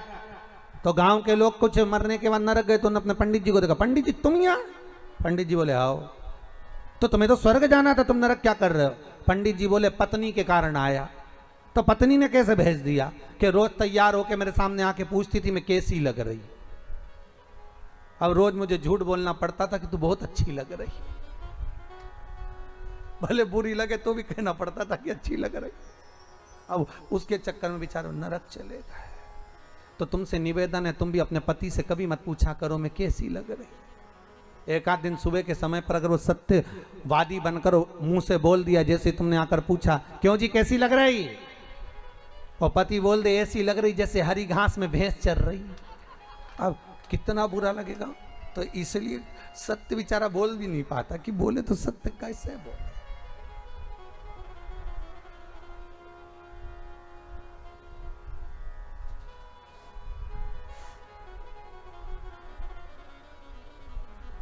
आज तो हमारे जजमान जिन्होंने पूजन करी वो दोनों पति पत्नी साथ में भी बैठे। जिन्होंने 2 दिन पूजन करी तो बेचारा एक यहाँ बैठती थी, एक वहां बैठता था। तो हम भी टेंशन में रहते थे कि आखिर ये दोनों अलग अलग क्यों बैठे, बड़ा सोचना पड़ता था। हर हर भगवान शिव ओघड़दानी सत्य की मूर्त है। आप ना बोल सके थोड़ा सत्य बोलिए साहब, अपनी जिंदगी को सत्यमय जीने का प्रयास करिए। सत्यम शिवम सुंदरम, जीवन में सत्य आएगा तो शिव मिल जाएगा, और शिव मिल गया तो जीवन सुंदर बन जाएगा। आप रूप अपनी जिंदगी आनंदमय हो जाएगी। जीवन को सुंदर बनाने के लिए सत्य की मूर्ति बनना प्रयास करिएगा। हमारे मन में जो आए हम सत्य कह दें, हमारे मुख पर जो आए सत्य कह दें। मरने के बाद तो लोग बोलेंगे राम नाम सत्य। अरे बोलो तो सही, तुम तो घबरा गए। बोलो राम नाम सत्य है। मरने के बाद दुनिया बोलेगी, और जब दुनिया बोलेगी तो अपन तो बोल ही नहीं पाएंगे क्योंकि अपन तो लेटे होंगे।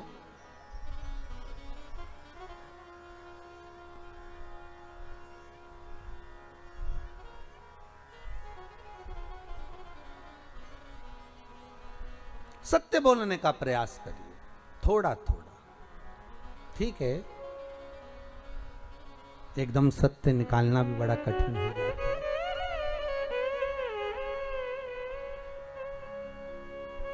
है। एकदम अगर सत्य निकल भी जाए ना तो बड़ा कठिन। अब मुंह पर तो बोलना ही पड़ता है, तुम साहब बहुत बढ़िया हो, साहब बहुत आनंद है, बहुत बढ़िया। अब मन से तो कचोट रहा है, काय को मुंबई छोड़ के यहाँ आ गए। बताओ, हमारी छाती पे मूंग दलने आए, इससे तो मुंबई में अच्छे थे। पांडे तारा में क्या कर रहे हैं, सबकी सब इकट्ठे हो गए, ना जाने अब कितनी जमीन और खरीदेंगे। और सामने के अच्छा हुआ आ गए, वैसे भी लॉकडाउन लग गया है महाराष्ट्र में, तुम लोगों का तो यहाँ आना अच्छा था, पर अंदर से सोच रहा काय को आ गए, भीतर से सोच रहा बाहर से अच्छा।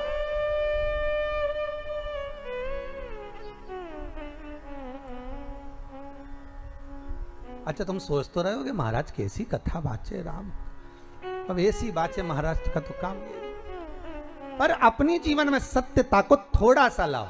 अये ब्रह्मा तुम झूठ बोल रहे हो, ब्रह्मदेव ने कहा मैं झूठ बोल रहा हूं, केतकी का फूल झूठ बोल रहा है, तो गौ माता से पूछ लो। गौ माता को खड़ा करा, भगवान शिव ने पूछ लिया, बोल गौ माता क्या ब्रह्मा जी ने भगवान शंकर का सिर देखा है? तो गौ माता बोली हाँ ब्रह्मा जी ने सिर देखा। अब तो भगवान शिव को क्रोध आ गया, अरे गौ माता तू जगत की मां कहलाती है, दुनिया के लोग तुझे पूछते हैं गौ माता, और तू कह रही है कि शंकर जी का सिर ब्रह्मा ने देखा है।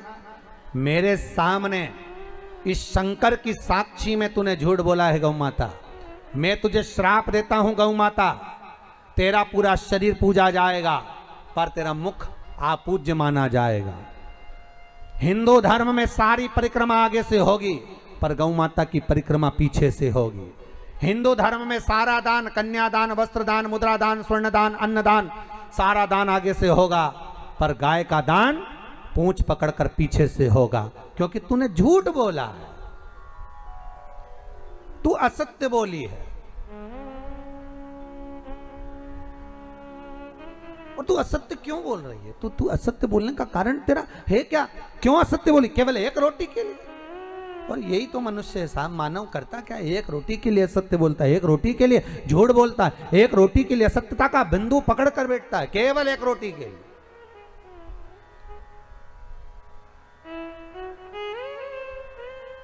अरे भाई पिछली बार कोरोना महामारी में जब लॉकडाउन पड़ गया था, किराने की दुकान खुलियां थी, औषधि मेडिकल खुले हुए थे, दूध की दुकान खुली हुई थी, केवल फल फ्रूट की दुकानें खुली हुई थी।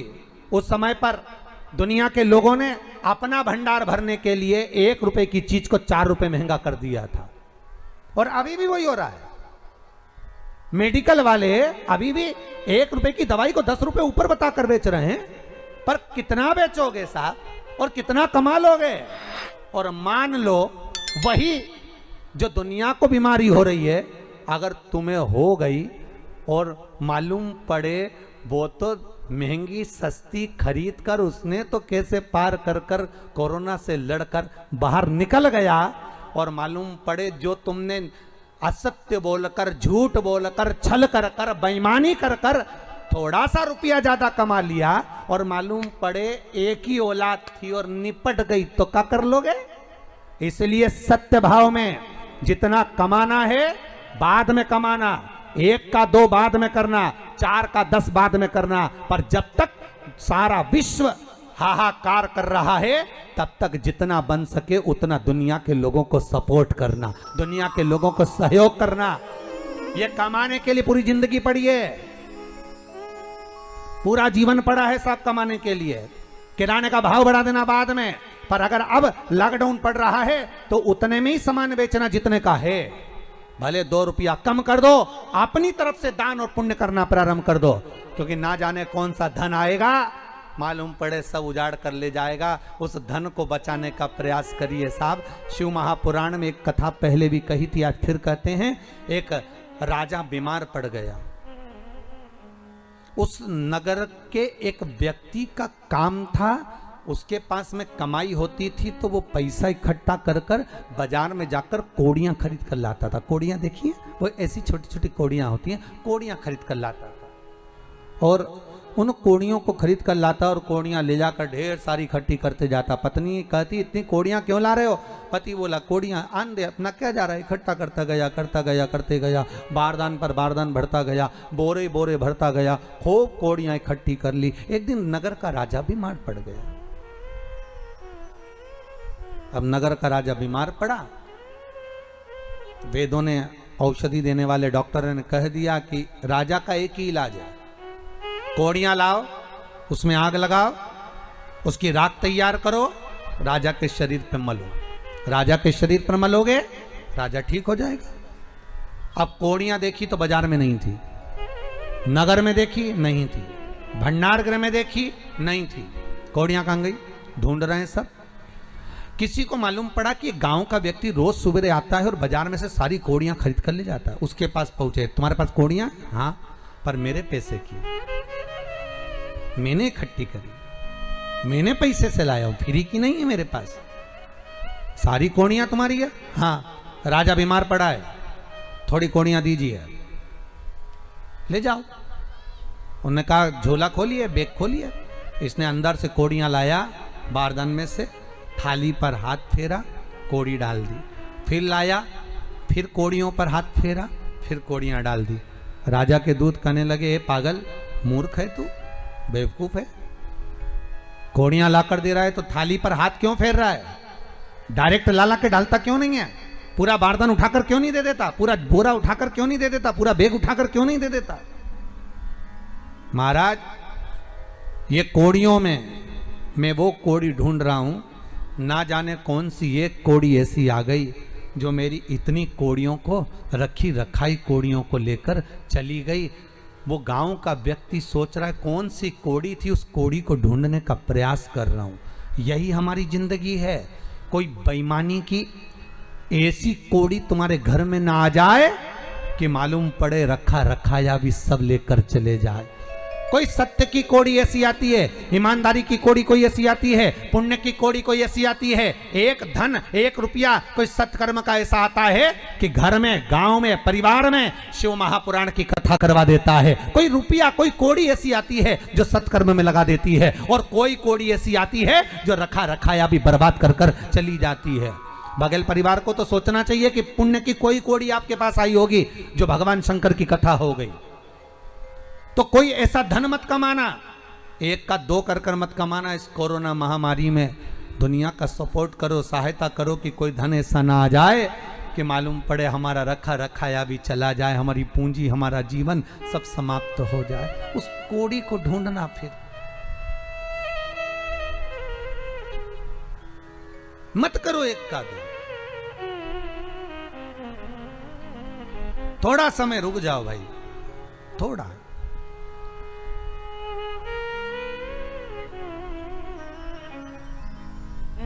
बहुत विचित्र समय, थोड़ा सा निकालो, अपने से बन जाए, थोड़ा सहयोग कर दो। अभी मन का धन कर लोगे, पर आगे तो रोना है। फिर वही बात आ गई, मत बुरे कर्म कर बंदे, वरना पछताएगा, भगवान की आंखों से तू बच नहीं। जम के बोलो, बच नहीं। वो तो देख कर आए ना, कई लोगों को तो मौका मिला है कि अच्छा है कोरोना आ गया तो हम कमा लेंगे। कमा लो, पर हिसाब तो देना पड़ेगा। भगवान भी कहेगा तेरा क्या होगा रे, आगे तो बोलो कालिया होगा क्या, हिसाब तो लेगा। और वो जब हिसाब लेता है ना तो दिखता नहीं है। हिसाब जब लेता है ना उसकी मार दिखती है, ना उसका डंडा दिखता है, ना उसके शब्द दिखते हैं। जब वो हिसाब लेता है तो आंख में से केवल आंसू बहते हैं और व्यक्ति तड़पता है, भीतर से रोता है जब वो हिसाब लेता है। उसके हिसाब की इंतजार करना। बस इसलिए निवेदन है, जितना बन सके 10 का 20 ना करिए, थोड़ा बढ़ाओगे चल जाएगा। 1 का 54 बढ़ा लोगे, 2 रुपया बढ़ा लोगे चल जाएगा, पर ज्यादा नहीं बढ़ाना भाई, मत। सहयोग करो, सपोर्ट करो। तो झूठ बोला है ब्रह्मा, ये गौ माता झूठ बोल रही है, गाय झूठ बोल रही है। गौ माता तूने झूठ बोला, एक रोटी के चक्कर में तू झूठ बोली है। तेरा पूरा शरीर पूजा जाएगा पर मुखा पूज्य होगा। आज भी गाय का मुखा पूज्य माना जाता है। गाय किसी बर्तन को अगर मुख लगाती है तो उसको मांझना पड़ता। तो झूठ बोली है। गाय की आंखों में अश्रु भर गया, गौ माता रो पड़ी, आंखों से आंसू निकल रहे हैं गौ माता के।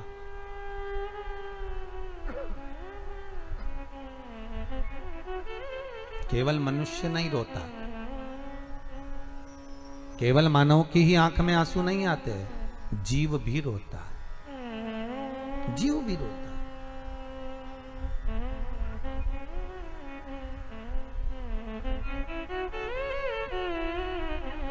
बस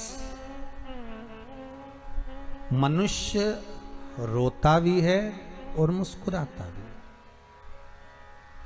बोलो सही है कि गलत है? पर कोई जानवर, कोई जीव मुस्कुराता है क्या? नहीं। वो रोता हुआ उसके आंसू दिख जाएंगे पर मुस्कुराता हुआ नहीं दिखे। और सीखो थोड़ा सा मुस्कुराना अपनी जिंदगी में।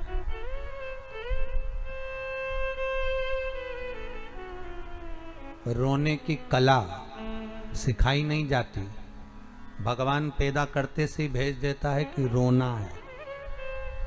रोना कोई सिखाता है क्या? अरे बोलो जम के।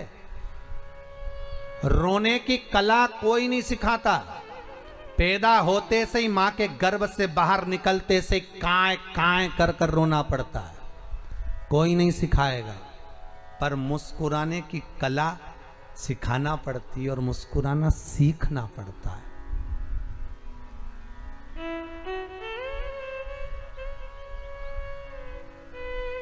वो सीखना पड़ेगा।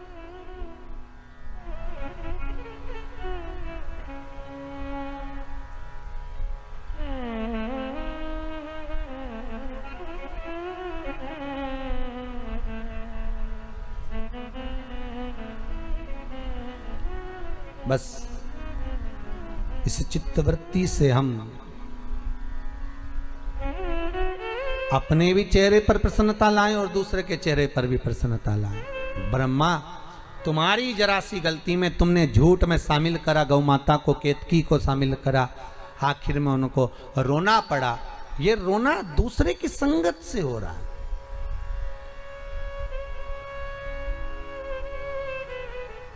दूसरे की संगत। किसी ऐसे का संग मत पकड़ना कि बाद में रोना पड़े। कई लोग झूठ बुलवाने के लिए एक आदमी को साथ में लेके जाते हैं। बोल सही है कि नहीं, मैंने ऐसा किया था कि नहीं, तो बेचारा साथ वाले को भी साथ देना पड़ता। हाँ वो साहब, और उसने मुंडी हिलाई तो यहाँ कथा कह रही है ब्रह्मा का साथ गौ माता ने दिया तो उसको रोना पड़ा, केतकी के फूल ने दिया तो केतकी के फूल को रोना पड़ा। झूठ बोलने का साथ कभी मत दो। सत्य बोलने का प्रूफ देने के लिए अगर कोई बुलाए तो चले जाना, पर झूठ बोल ऐसा हुआ कि नहीं, और उसको भी झूठ बोलना पता। हाँ साहब हाँ।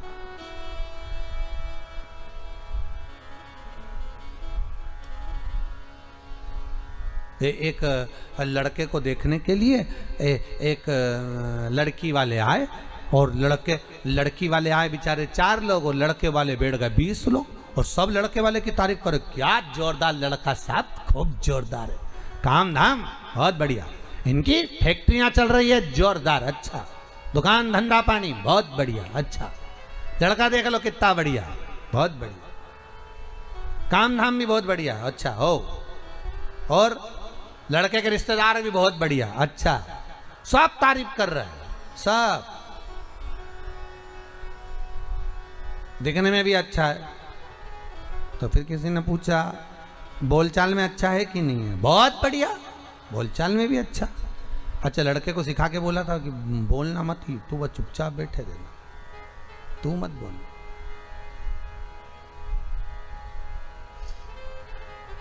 अब वो लड़की की एक छोटी बहन साथ में आई थी। छोटी बहन गई कि हमारी जीजी के लिए हम आपको पसंद करने आए हैं। पास में जाके बैठ गई, पूछा तुम्हारा नाम क्या है? उसने बोलना चालू करा,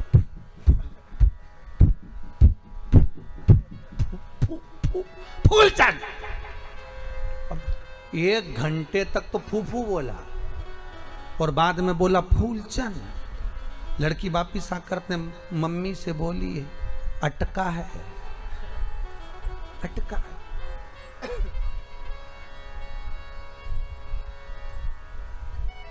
अब क्यों छुपाना भैया झूठ, सत्य है सत्य बोलिए। हम तो कई बार कहते हैं दिवाली मिलने जाओ तो हैप्पी दिवाली मत बोलिए, हम कई बार कहते हैं होली मिलने जाओ तो हैप्पी होली मत कहिए, डायरेक्ट जाकर कहिए राम नाम सत्य है। व्यक्ति जिंदगी में थोड़ा सत्यमय जीवन जिए, अच्छा जिए।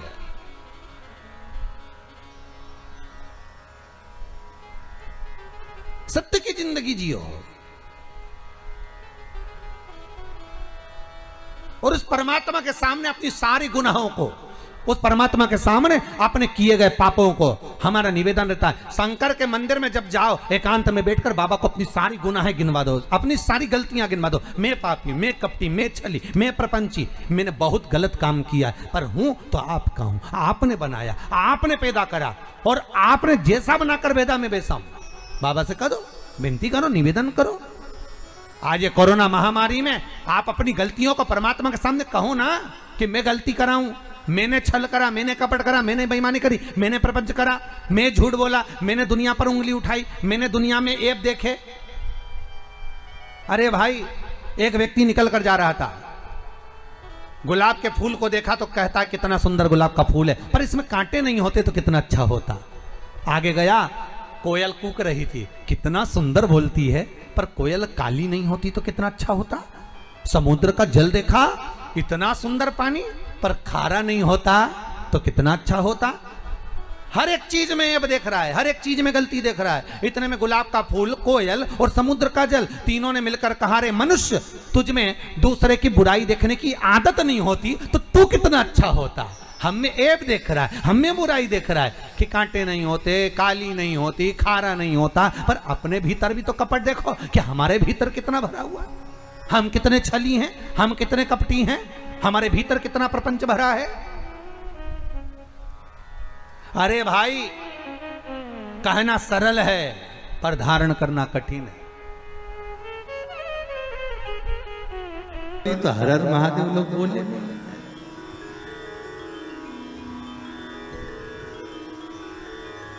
अब आम के पल्लव को बाबा ने विराजमान किया। अब आया है उसके ऊपर क्या रखते हो, श्रीफल, नारियल, ठीक है।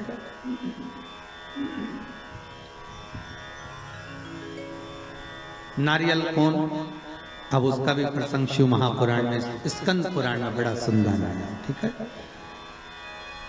भगवान शंकर और पार्वती विराजमान है कैलाश पर्वत पर।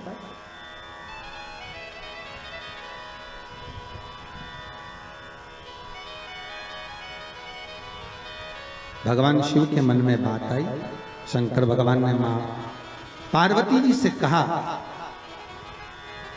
ए जगत धात्री, हाँ प्रभु बोलिए, सुनो।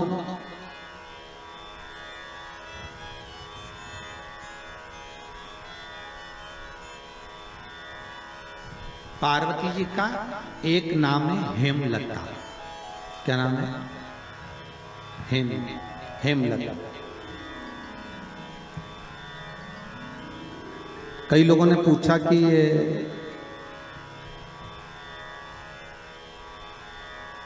जो पार्वती जी का हेमलती जो नाम है, नाम था हेमलती, अब उसको कर दिया हेमलता, है ना। तो ये माता पार्वती का हेमलती नाम किस जगह पर पड़ा? तो देवी भागवत में आता है कि जिस जगह पर शंकर भगवान ने पार्वती से एक बात कही कि हमारा मन है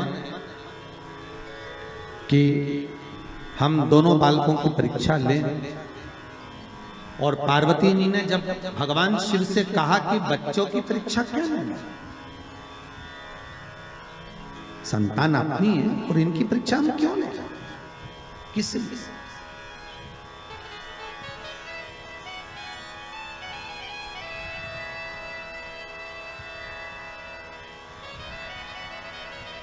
मां पार्वती का जो नाम है हेमलती, हेमलता, इसका कारण केवल इतना था कि ये अपने पति को भी ज्ञान दे देती थी। कई बार इन्होंने समझाया है शिव जी को कि आप ये ना करिए।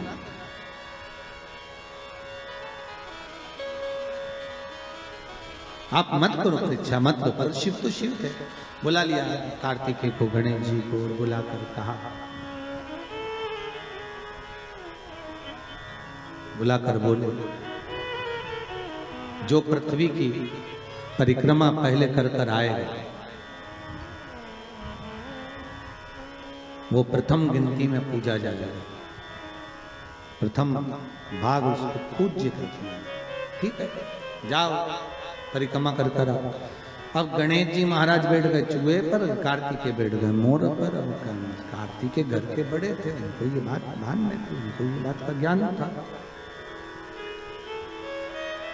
तो कार्तिकेय जी ने कहा अगर माता पिता का कहना नहीं मानेंगे तो अच्छा नहीं लगेगा। तो कार्तिकेय जी तुरंत मोर पर चढ़कर और परिक्रमा करने निकल गए। अब गणेश जी तो चूहे को बुलाए, फिर चूहा भग गया, फिर पकड़ के लाए, फिर चूहा भग गया।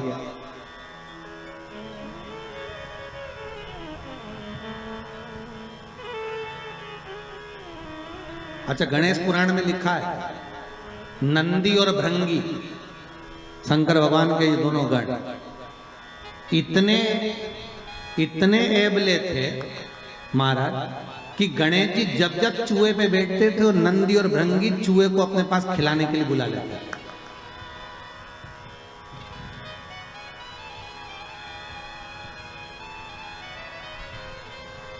इनकी आदत थी दोनों की। अब जैसे ही परिक्रमा की बारी आई तो गणेश जी को जैसे ही गणेश जी चूहे को बुलाए और नंदी भृंगी चूहे के सामने थोड़ा सा सामान डालते, चूहा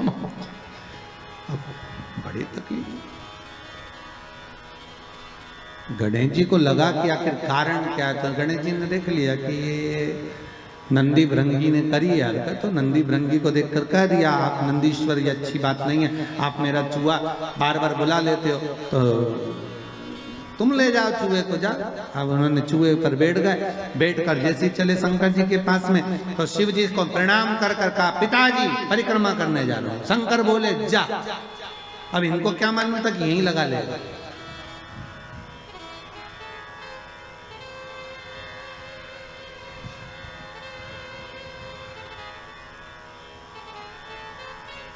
अब उनको क्या मालूम था कि यहीं लगा लेगा। होता है जैसे कि किसी एक दुबले पतले व्यक्ति को कहीं मालूम पड़े सेना में सम्मिलित कर दिया, उसको बहुत दुबला पतला,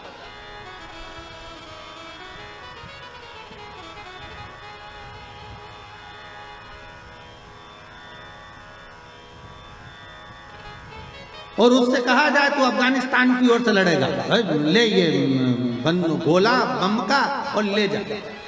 और उसने कहा मेरे में इतना जुनून है कि मैं पूरे देश को उड़ा दूंगा और अफगानिस्तान को जिता दूंगा। और मालूम पड़े उसको भेज दिया और इतना बड़ा बम देके भेजा। और मालूम पड़े जैसे ये बॉर्डर पे पहुंचा और तेजी से हवा चल गई तो घूम गया। मालूम पड़े वही उठाकर अफगानिस्तान पर फेंक दिया।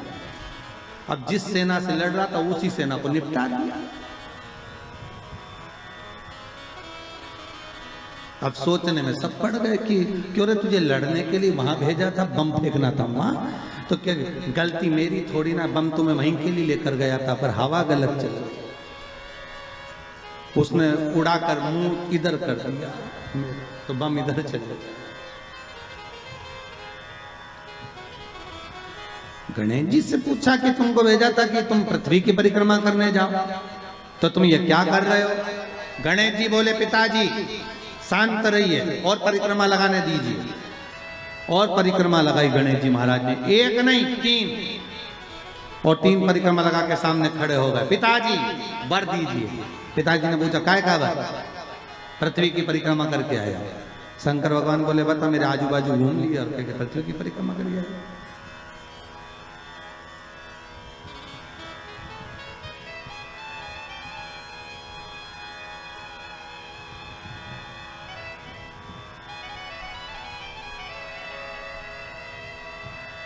तो ये होता है कभी कभी। रामचरित मानस में केवट का चरित्र आता ना, केवट ने राम जी को नाव में बिठाया, या घाट से लेके चले वह घाट पर जाए, वह घाट से वापस घुमा के ये घाट पे ले आए, इस घाट से उस घाट पे ले जाए, उस घाट से इस घाट पे ले जाए, बड़ा बार बार घुमा दिया वो नाव को। अच्छा, केवट की नाव जो अच्छी नाव थी वो तो भगवान ने छोड़ दी थी, वो केवट की नाव में बैठे तो वो नाव भी ऐसी थी कि उसमें बीच में छेद था। और लक्ष्मण जी ने कहा भी था भैया इसकी नाव में मत बैठो, छेद है। राम जी बोले कितना दयालु है बेचारा, कैसा सीधा साधा एकांत में बैठा, इसी की नाव में बैठूंगा मैं तो बस बैठूं। लक्ष्मण जी ने मना भी करा, और जैसे ही लक्ष्मण जी ऊपर चढ़े तो केवट ने अपना पिछोड़ा उतार के दे दिया, लो लक्ष्मण भैया। लक्ष्मण जी ने पूछा ये काहे के लिए, कि नाव में छेद है, पानी भराएगा तुम भरते जाना निचोड़ते जाना। अब लक्ष्मण जी वो पानी को बार बार निचोड़ रहे बार, और वो नाव को घुमाते जा रही है, यहाँ से वहां बार बार इधर जाए उधर। तो इतने में सबसे ज्यादा गुस्सा किसको आना चाहिए बोलो, लक्ष्मण को आना चाहिए ना, कि बता हम तो निचोड़ के मर जाए। लक्ष्मण जी को जो क्रोध आया तो न राम जी को देखा, और राम जी लक्ष्मण जी की बात को जान गए। तो राम जी लक्ष्मण जी की बात को जानकर उन्होंने केवट से कहा, केवट जी प्रभु, ये घाट से वो घाट से ये घाट 10 चक्कर लगा दिए, हम थक गए, पार क्यों नहीं उतारता। केवट बोला वाह प्रभु, तुम 10 चक्कर में थक गए, हमें 84 के चक्कर में पड़ो, हम नहीं थके। राम जी बोले बहुत बेकार है, इससे मुंह मिलाना ही बेकार। राम जी नीचे बैठ गए। राम जी ने लक्ष्मण को इशारे में बोला तू बोल, और लक्ष्मण जी उठ के खड़े हो गए, धनुष को बाण लेकर, रुक जा, अभी तेरे प्राणों को हरता हूं, अभी प्राणों को हरता हूं तेरे। क्या समझता है तू, परेशान कर रखा है, पार क्यों नहीं करता। इतने में केवट बोले ए भैया लक्ष्मण, क्रोध तो दिखाना मत, और ये समझना मत कि हम तुम्हें पहचानते नहीं है, तुम पूर्व में शेषनाग,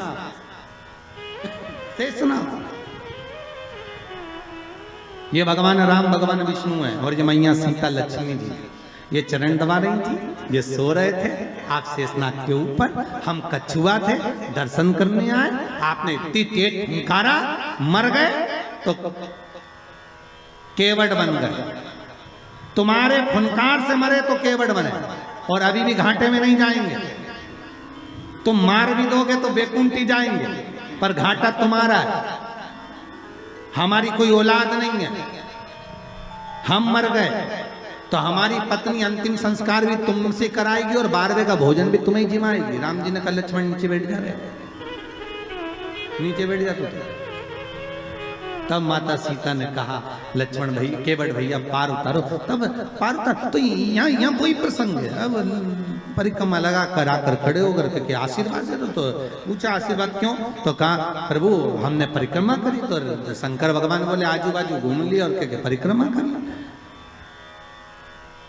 इसको कोई परिक्रमा करता है। गणेश जी बोले और नहीं तो माता पिता में आकाश, माता पिता में पाताल, माता पिता में पृथ्वी, सब तो माता पिता में ही, और सब माता पिता में, इसलिए आपकी लगा ली, सबकी हो गई।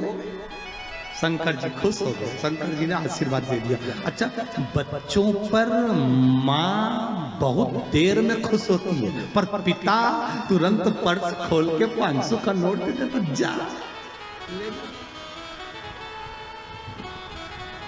माता और पिता में अंतर है। मम्मी पहले पूछेगी काय के पैसे चाहिए, ट्यूशन के, तो ट्यूशन के पैसे मैं दे दूंगी, पहले ट्यूशन वाली मिस का फोन तो आन दे, मैडम का। मम्मी तू बार बार बस फोन का इंतजार कर दे, मैडम मेरे से बोली पैसे लेके आना, मत दे, पापा के पास, पापा हाँ बेटा 500 रुपये चाहिए, काय के लिए, मैडम ने मंगाया।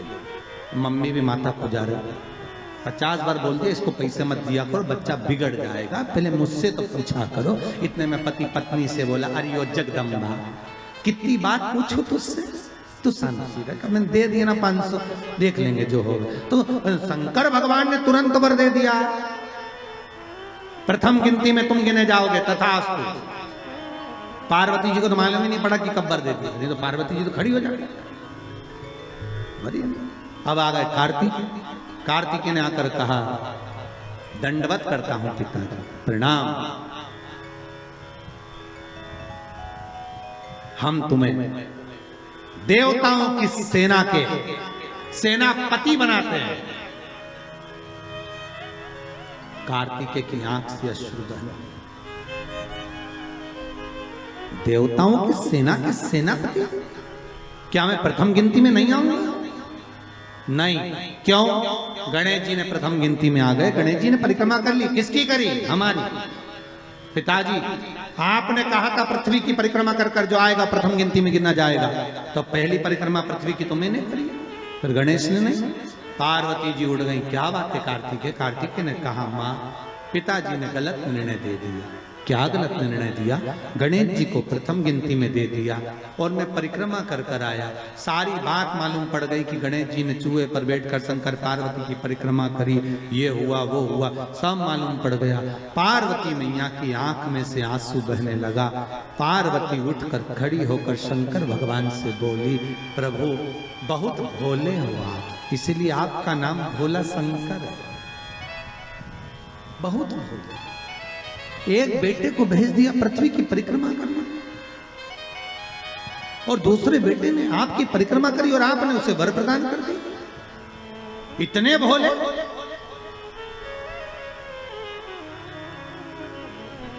पुत्रों में भेद कर दिया।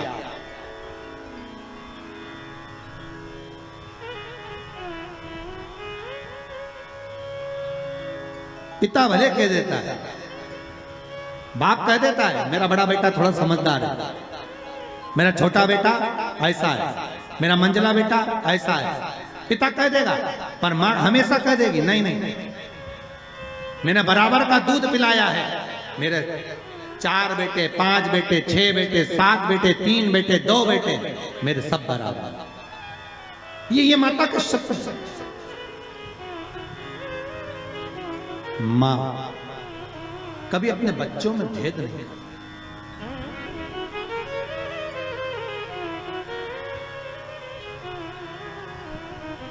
पूत कपूत सुने हैं परना, माता सुनी कुमाता।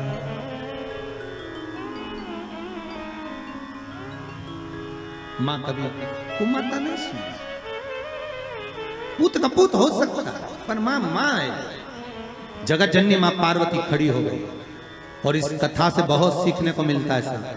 शिव महापुराण का ये चरित्र बहुत सिखाने के लिए है कि माता पिता की दृष्टि में कभी बच्चों के प्रति भेद न करना।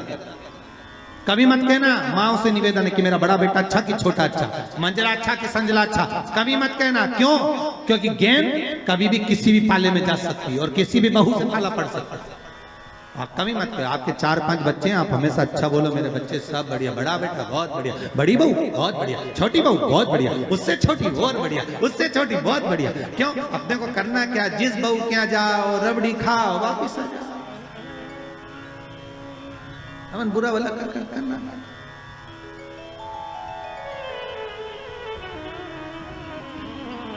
बहुत बढ़िया, क्या चलता।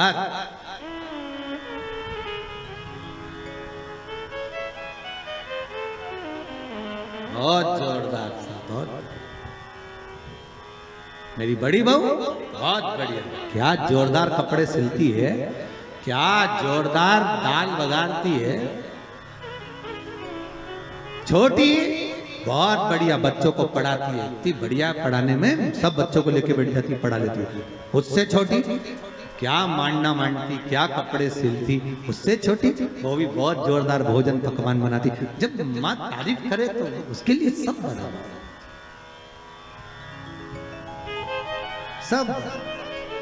जैसे शंकर भगवान कहाँ रहते हैं? जम के बोलिए शमशान। शमशान शिव जी का धाम, जहां पर सबकी शान सम है, उसी का नाम शमशान है।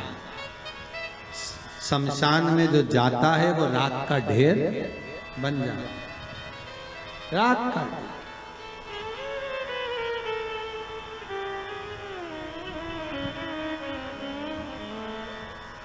अच्छे से अच्छा पैसे वाला भी मां पहचान में नहीं आता कि ये करोड़पति है। लकड़ी की जगह नोट थोड़ी ना लगाया जाता। और गरीब भी है ना तो वहां पहचान में नहीं आता कि ये गरीब है। वहां तो एक जैसी चादर है, सफेद कपड़ा उड़ा दिया, लाल कपड़ा उड़ा दिया, चिता पर सुला दिया, आग लग गई, एक जैसी।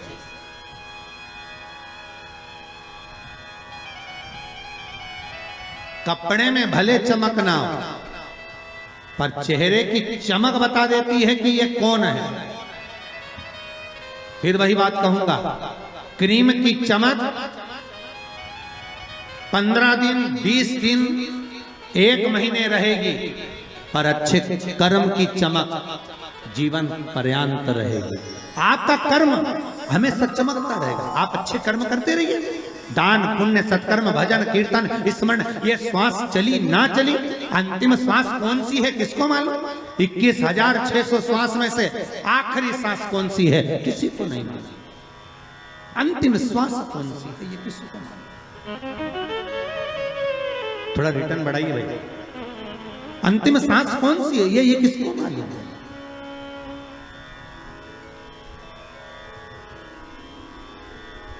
किसने देखी कि आखिरी श्वास कौन सी है हमारी? बस श्वास श्वास में राम कहो और वृथा जन्म मत खोए, ना जाने इस श्वास का फिर आवन होए ना हो। 21,600 श्वास जो मनुष्य के शरीर से प्रतिदिन निकल रही है, हर श्वास को ऐसे भजना भगवान का नाम कि अंतिम कौन सी हो। दान पुण्य संकीर्तन स्मरण अपने हाथों से कर लिया। और अब तो ये कोरोना महामारी में तो और नहीं मालूम पड़ रहा कि कब मालूम पड़े 13 ब्राह्मण भी जिम पाएंगे कि नहीं जिम पाएंगे, वो स्थिति है। कई भक्तों के फोन आते हैं, गुरुजी वो कोरोना महामारी में वो शांत हो गए, अब ब्राह्मण कैसे जी में? वो आए तो तैयार नहीं, ब्राह्मण आएंगे नहीं। हमने भी कहा मत बुलाओ, नहीं आएगा तो, क्योंकि उस महामारी में कौन आएगा तुम्हारे? क्या करें? दान पुण्य स्मरण तक नहीं हो पाएगा। क्या कर लिया हाथों से तो कर लिया, जीवन का फिर। पार्वती जी ने कहा ये आपने श्रेष्ठ नहीं किया। पार्वती जी बोली मुझे अच्छा नहीं लगा आपने निर्णय जो दिया। क्या चाहती हो पार्वती? पार्वती जी कहती हैं आज मुझे एक वर देना पड़ेगा। बोलिए क्या वर चाहिए? भोलेनाथ मुझे वर ये चाहिए कि आज के बाद आपकी कोई परिक्रमा ही ना हो। मुझे वर दे दो कि शंकर की परिक्रमा कभी नहीं होगी।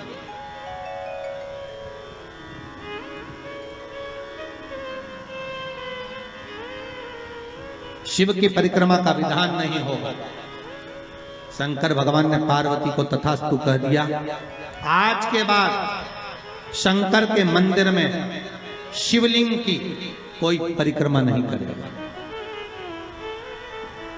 कभी आपने करते हुए देखा किसी को? नहीं। शंकर की परिक्रमा होगी तो आधी यहां से चालू होगी, वहां तक जाओगे फिर वापिस आएगी। यहां तक शिव महापुराण की कथा कहती है कि शंकर की आरती के बाद जो परिक्रमा भी होती है ना, वो भी पूरी नहीं करना चाहिए, आदि कर कर वापिस हो जाना चाहिए।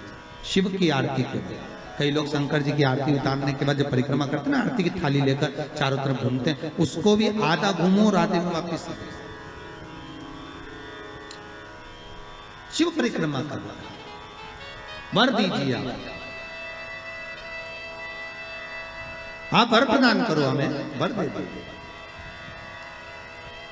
पार्वती मैं तुझे वर देता हूं कि शिव की परिक्रमा कोई नहीं करे,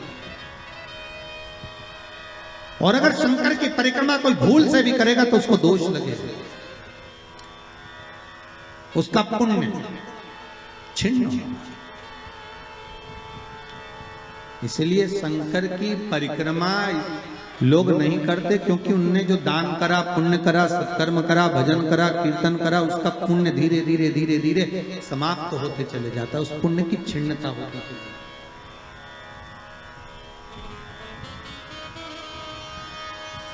नहीं। पार्वती जी बोली प्रभु हम एक मेरा निवेदन स्वीकार करेंगे, बोलो क्या बात है? पार्वती जी बोलती हैं आपने गणेश जी को प्रथम पद दिया है, तो इस कार्तिकेय को भी प्रथम पद प्रदान करिए। शिवजी बोले ये नहीं हो सकता, क्योंकि प्रथम पद एक ही होता है। प्रथम पद केवल एक होगा और वो एक पद मैंने प्रदान कर दिया। अब मैं दूसरा पद कैसे दे सकता? मैं दूसरा पद कैसे प्रदान कर सकता? मैं दूसरा पद कैसे दे सकता? पार्वती एक काम हो सकता, बोलिए प्रभु मैं कार्तिकेय को कुछ ऐसा बना देता हूं कि जहां पर गणेश प्रथम पद में रहेगा तो ये कार्तिकेय भी प्रथम पद में पूजा जाएगा। बना दीजिए। भगवान शंकर ने कार्तिकेय को श्रीफल का निर्माण कर दिया, स्कंद पुराण का क्या बनाया है? श्रीफल, नारियल। ये नारियल किसका प्रतिबिंब है? तो कहा ये कार्तिकेय जी का प्रतिबिंब है। किसका प्रतिबिंब है? कार्तिकेय जी का। तो गणेश जी की पूजन जो कलश के रूप में होती है तो उसके ऊपर जो श्रीफल रखाता है वो स्कंद देव है, कार्तिकेय है। वो स्कंद देव, वो कार्तिकेय।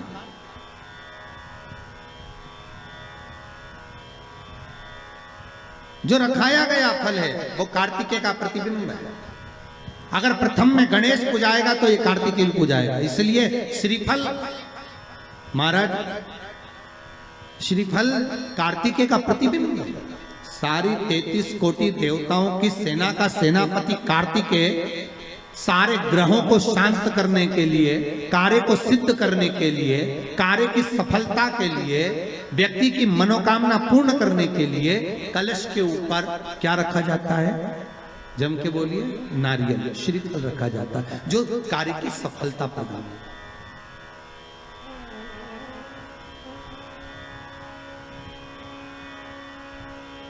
सबसे पहली नवरात्रि का व्रत किसने किया?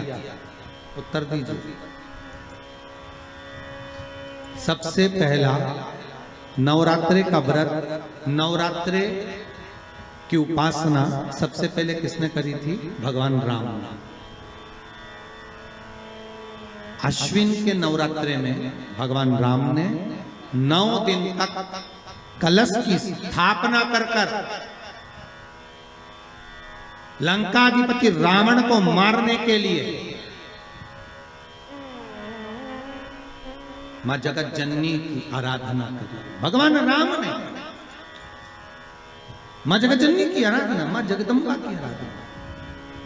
और कहते हैं मेरे राम ने प्रतिदिन मां आदिशक्ति को निमंत्रण दिया और मां जगतजननी से विनती निवेदन कर कहा कि आपको प्रतिदिन आना पड़ेगा। इसलिए देवी भागवत में लिखा है कि नवरात्रि में एक दिन, जैसे प्रतिपदा है, पहला दिन है तो 1 कन्या का पूजन करो, द्वितीया है तो 2 कन्या का पूजन करो, तृतीया है तो 3 कन्या का पूजन करो, चतुर्थी है तो 4 कन्या का पूजन करो, पंचमी है 5 कन्या का पूजन करो, छठ है 6 कन्या का पूजन करो, सप्तमी है 7 कन्या का पूजन करो, अष्टमी है 8 कन्या का पूजन करो, नवमी है, जम के बोलो, 9 कन्याओं का पूजन करो। और अगर इस तरह से आप पूजन नहीं कर सकते नवरात्रि में तो 9 कन्याओं का पूजन एक साथ या तो अष्टमी के दिन या नवमी के दिन कर दो, या मध्य में, बीच में भी आप कर सकते हो एक साथ। पर अगर आपकी कोई कामना है, आपकी कोई इच्छा है, मालूम पड़े, जैसे कई लोग कहते हैं कि हमारी इच्छा है, हमारी वो मकान नहीं बिक रहा, या हमारी वो जमीन नहीं खरीदी जा रही, या हमारी कोई कंपनी नहीं डल रही, या हमारे काम में ये अड़चन आ रही है, तो नवरात्रि में, 4 नवरात्रि में से किसी भी नवरात्रि में आप नियम बना लो कि एक कलश की स्थापना कर एक दिन में 1 कन्या का पूजन कर उसको भोजन कराना, लाल वस्त्र देना, लाल चुनरी देना, दूसरे दिन में 2 कन्याओं का पूजन कर लाल वस्त्र ओढ़ाना, लाल चुनरी देना, तीसरे दिन में 3, चौथे दिन में 4, 5वें दिन में 5, ऐसे 7-9 दिन तक एक कन्याओं के क्रम को बढ़ाते आप उस पूजन का विधान प्रबल कर सकते। आज किसी का फोन था सुबह, तो कोई कह रहे थे कि हमें गुरुजी से बात कराओ, तो समीर जी ने बताया कि फोन आया था और वो बोल रहे थे कि हमें नवरात्रि में अगर मान लो कोई साधना करना हो तो कौन सी साधना करना चाहिए, हम किसकी आराधना करें, हम 9 दिन तक किसकी साधना करें। तो अगर बन सके तो देवी भागवत में सबसे सुंदर साधना यही है कि हम एक दिन में 1 कन्या के चरण धोकर पूजन कर उस कन्या को भोजन कराकर उसका स्मरण करें। हाँ, ये जरूर है अभी कोरोना महामारी चल रही है तो इस नवरात्रि में भले ना करें, पर आगे की नवरात्रि में जब नवरात्रि अच्छे रहें, कोरोना से मुक्त रहें, तब आप किसी कन्या को 1 दिन में 1, 2 दिन में 2, 3 दिन में 3, 4 दिन में 4, 5 दिन में 5, ऐसे नवरात्रि 4 बार जो नवरात्रि आती, किसी भी नवरात्रि में आप स्मरण कर उसका फल मिलेगा।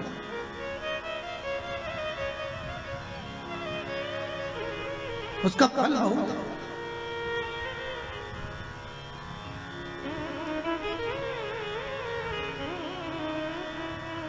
जैसे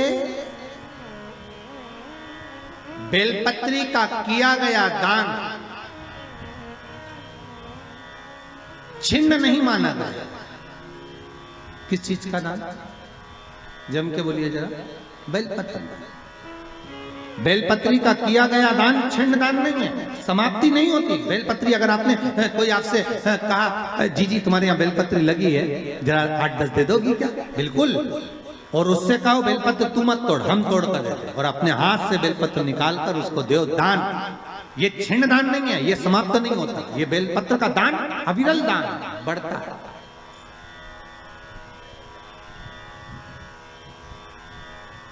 सुख का भान करता है। ये छिन्न होने वाला नहीं अभी।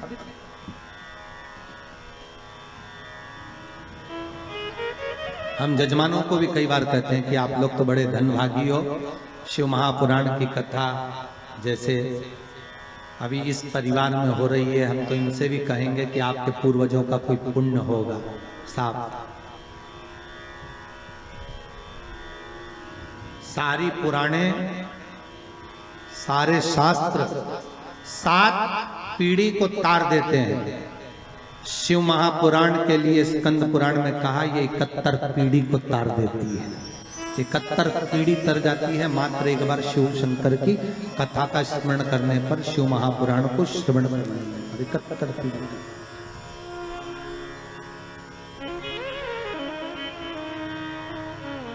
उज्जैनी में कभी आप लोग जाएं उज्जैन तो ऋण मुक्तेश्वर महादेव के मंदिर की दीवार पर लिखा हुआ है कि 71 पीढ़ी को तारने वाली होती है शिव महापुराण की कथा। वो तो बघेल परिवार का ना जाने कौन सा पुण्य प्रबल हुआ होगा साहब। हम तो कहते हैं इनके माता पिता के भी पुण्य और माता पिता के भी माता पिता के पुण्य, दादा परदादा के पुण्य की गुल्लक भराई होगी, तब जाकर इन माता पिता के पुत्र और पुत्र वधू, बहू और बेटे इस शिव महापुराण की कथा को करवा रहे हैं। भगवान की कहीं कृपा हुई तब जाकर ये कथा हो रही। ये भगवान की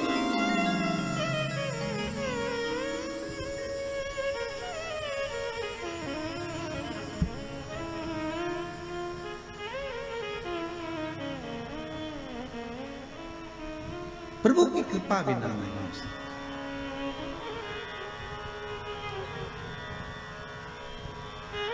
करुणा सागर करुणा करा है तो प्राप्त हो।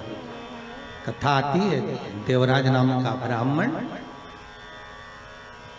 था। ब्राह्मण पर कर्म छोड़ दिया था, ब्राह्मण का कर्म से वंचित था।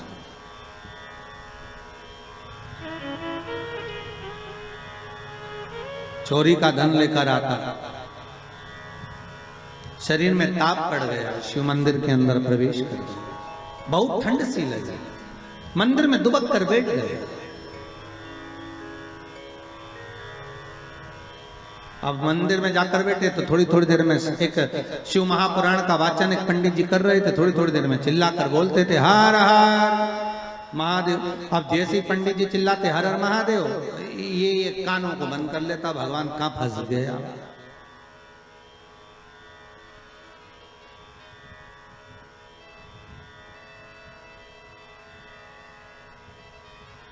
अच्छा, कोई शिव महापुराण की कथा भी पुराण की कथा ही है।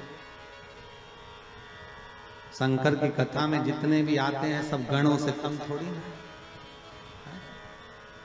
शंकर बाँचने, शिव पुराण को बाँचने वाले भी शिव, और शंकर के साथ रहने वाले भी गण ही हैं, और जितने श्रोता वो भी शंकर ही हैं, तो सब शिव का ही तो स्वरूप है। अब इनको साधना, फिर कथा रस तत्व को श्रवण करना,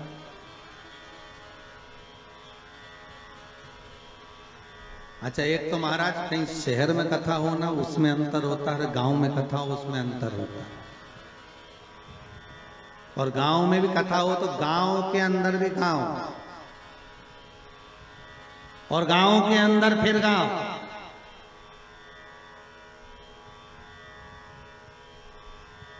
और फिर वो पांडे तारा, और उसके अंदर फिर कथा। वो भी शंकर की। अच्छा जितने लोग आ रहे होंगे ना तुम लोग बाहर से गाड़ियां ले लेके तुम सोच तो रहे होगे कहाँ कथा रहा। अच्छा पहले रानीगंज पहुंचो, रानीगंज से फिर पांडे तारा पहुंचो, फिर पांडे तारा पहुंच के कथा ढूंढो हो कहाँ रही। तुम किसी को मत ढूंढो, तुम तो ये बघेल को पकड़ लो, इनको कथा हो ढूंढो। शिव की कृपा है, शंकर की। अब देवराज धन लेकर बैठा तो था पर कथा में मन नहीं लग रहा था उसको। तो महाराज जैसे ही बोले ने हर हर महादेव तो इसको आए गुस्सा। अच्छा कोई पुण्य भागी होता है ना, जिसके मन में भगवान की भक्ति का प्रतिबिंब होता है ना, उसको कथा में बड़ी रुचि आती है, उसका मन कथा में लग जाता है। और जिसके भीतर पाप भरा होता है ना, बस उसको तो अगर भजन भी कहा है, कोई कथा भी सुना है तो भी मन नहीं लगे। बताओ नींद आ रही है तो। अच्छा तुम भी कम थोड़ी ना कथा में आए होगे, उससे पहले चाय डकार के आए होगे, निपटा के चाय माय पी के तैयार मैयार होके सौंफ सुपारी सब खा के फिर अलमस्त होके फिर कथा में बैठे। कोई तुम साधारण हो? तुम भी चतुर। और तो और जेब में लेके भी बैठे, कहीं का महाराज होगा, अगर नींद भी आएगी तो थोड़े एक आध कट खाता। वो तुम बहुत चतुर हो। अब देवराज तो कथा सुनने के लिए बैठा, उसकी चित्तवृत्ति में। अब वो तो कथा सुनना नहीं था, केवल चोरी का सामान लेकर जा रहा था, चुप कर बैठा हुआ था। जो महाराज चिल्ला इसको तो भागा, यहाँ से भागा, आगे जाकर शरीर में ताप था, गिर गया, चक्कर खाकर मर गया, प्राण छूट गए। 5 मिनट भी नहीं, केवल 2 मिनट की शिव महापुराण की कथा सुनी थी। शिव महापुराण की कथा कहती है देवराज के प्राण छूटे, शंकर भगवान नंदी लेकर आ गए। यमराज पाड़े पर चढ़कर आया, शंकर नंदी पर चढ़कर आया। तो यमराज ने पूछा भोलेनाथ आप? शिव जी बोले हाँ। तू कैसे आया? यमराज बोले देवराज को लेने के लिए आया। देवराज को लेने? हाँ। क्यों? तो बोले इसने पापी पाप करा, इसने पुण्य करा ही, इसलिए इसको लेकर जाना। यमराज बोले इसको लेकर मैं ही जाऊंगा। शंकर भगवान बोले इसने एक पुण्य करा है। क्या? 2 मिनट की शिव महापुराण की कथा सुनी। तो यमराज बोले 2 मिनट में कुछ होता है? तो शंकर भगवान बोले 2 मिनट में मैं तेरे को जहर की पुड़िया देता, देख निपटे कि नहीं निपटे।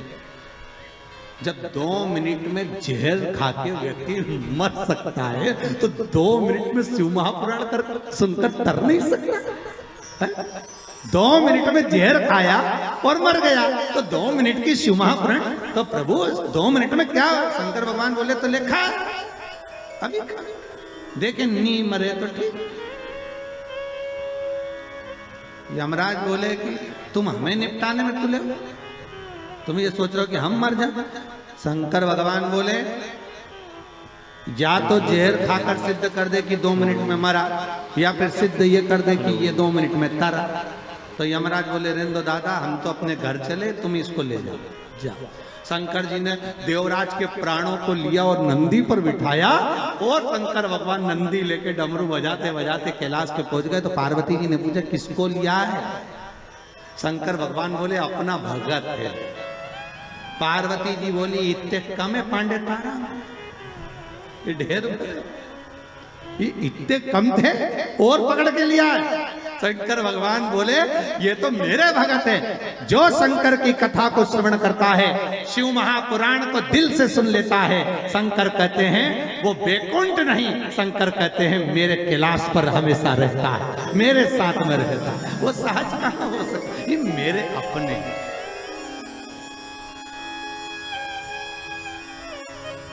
पार्वती जी बोली अपने रहने की तो जगह नहीं, गुफा के अंदर तो अपन रह रहे, और पकड़ के लिया इसको। शंकर भगवान बोले पार्वती थोड़ा आन दो। पार्वती जी बोली सबको आन दो और अपन बाहर जान दो। शिव जी बोले पार्वती यही तो आनंद है, यही